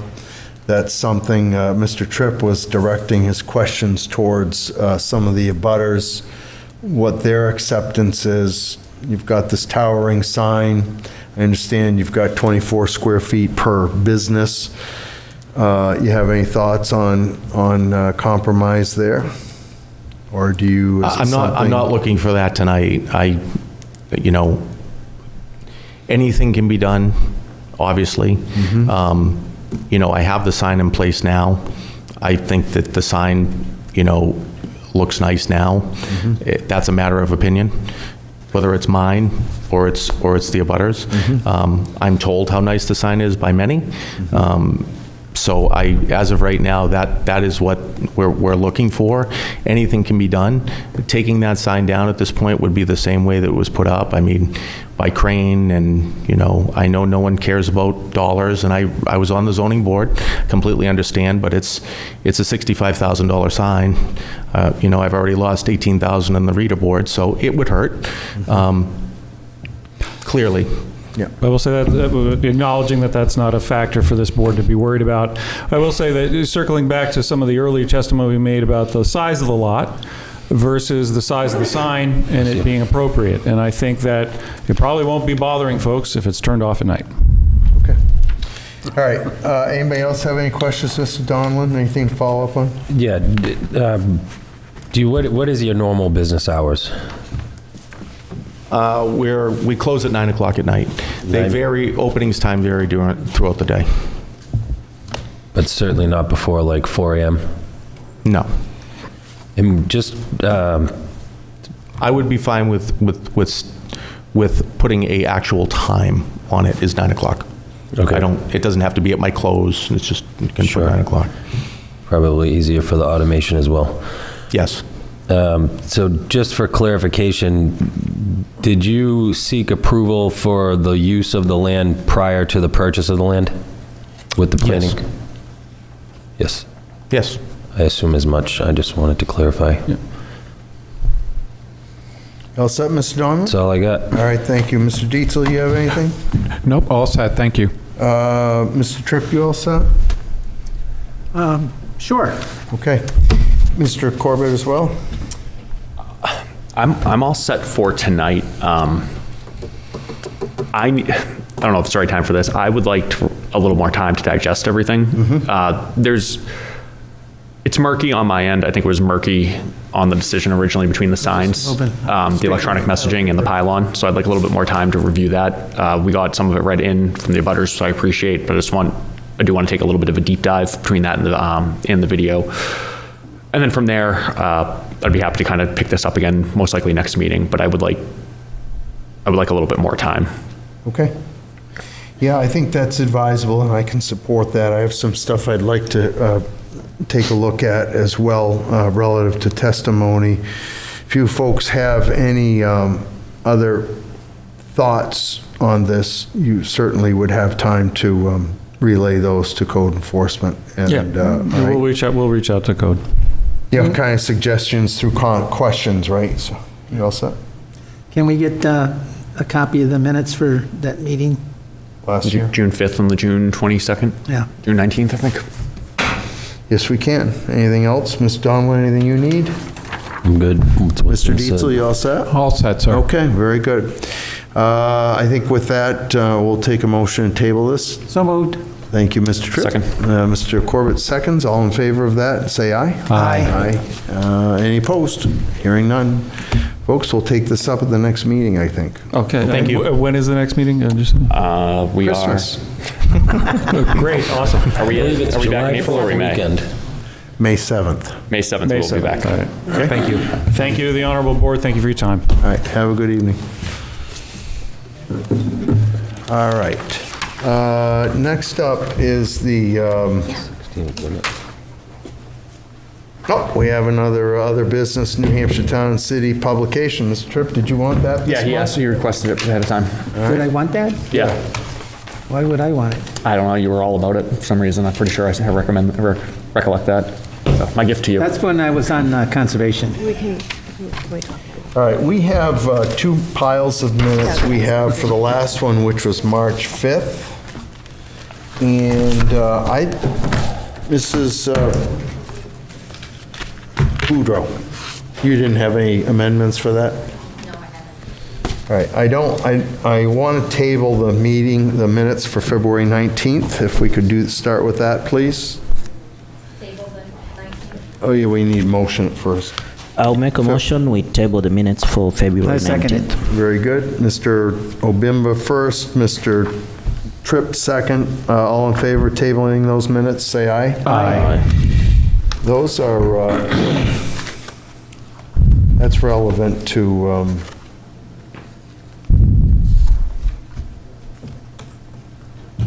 yeah. We tabled those, right? We just tabled those? I think you just made that motion. Thank you.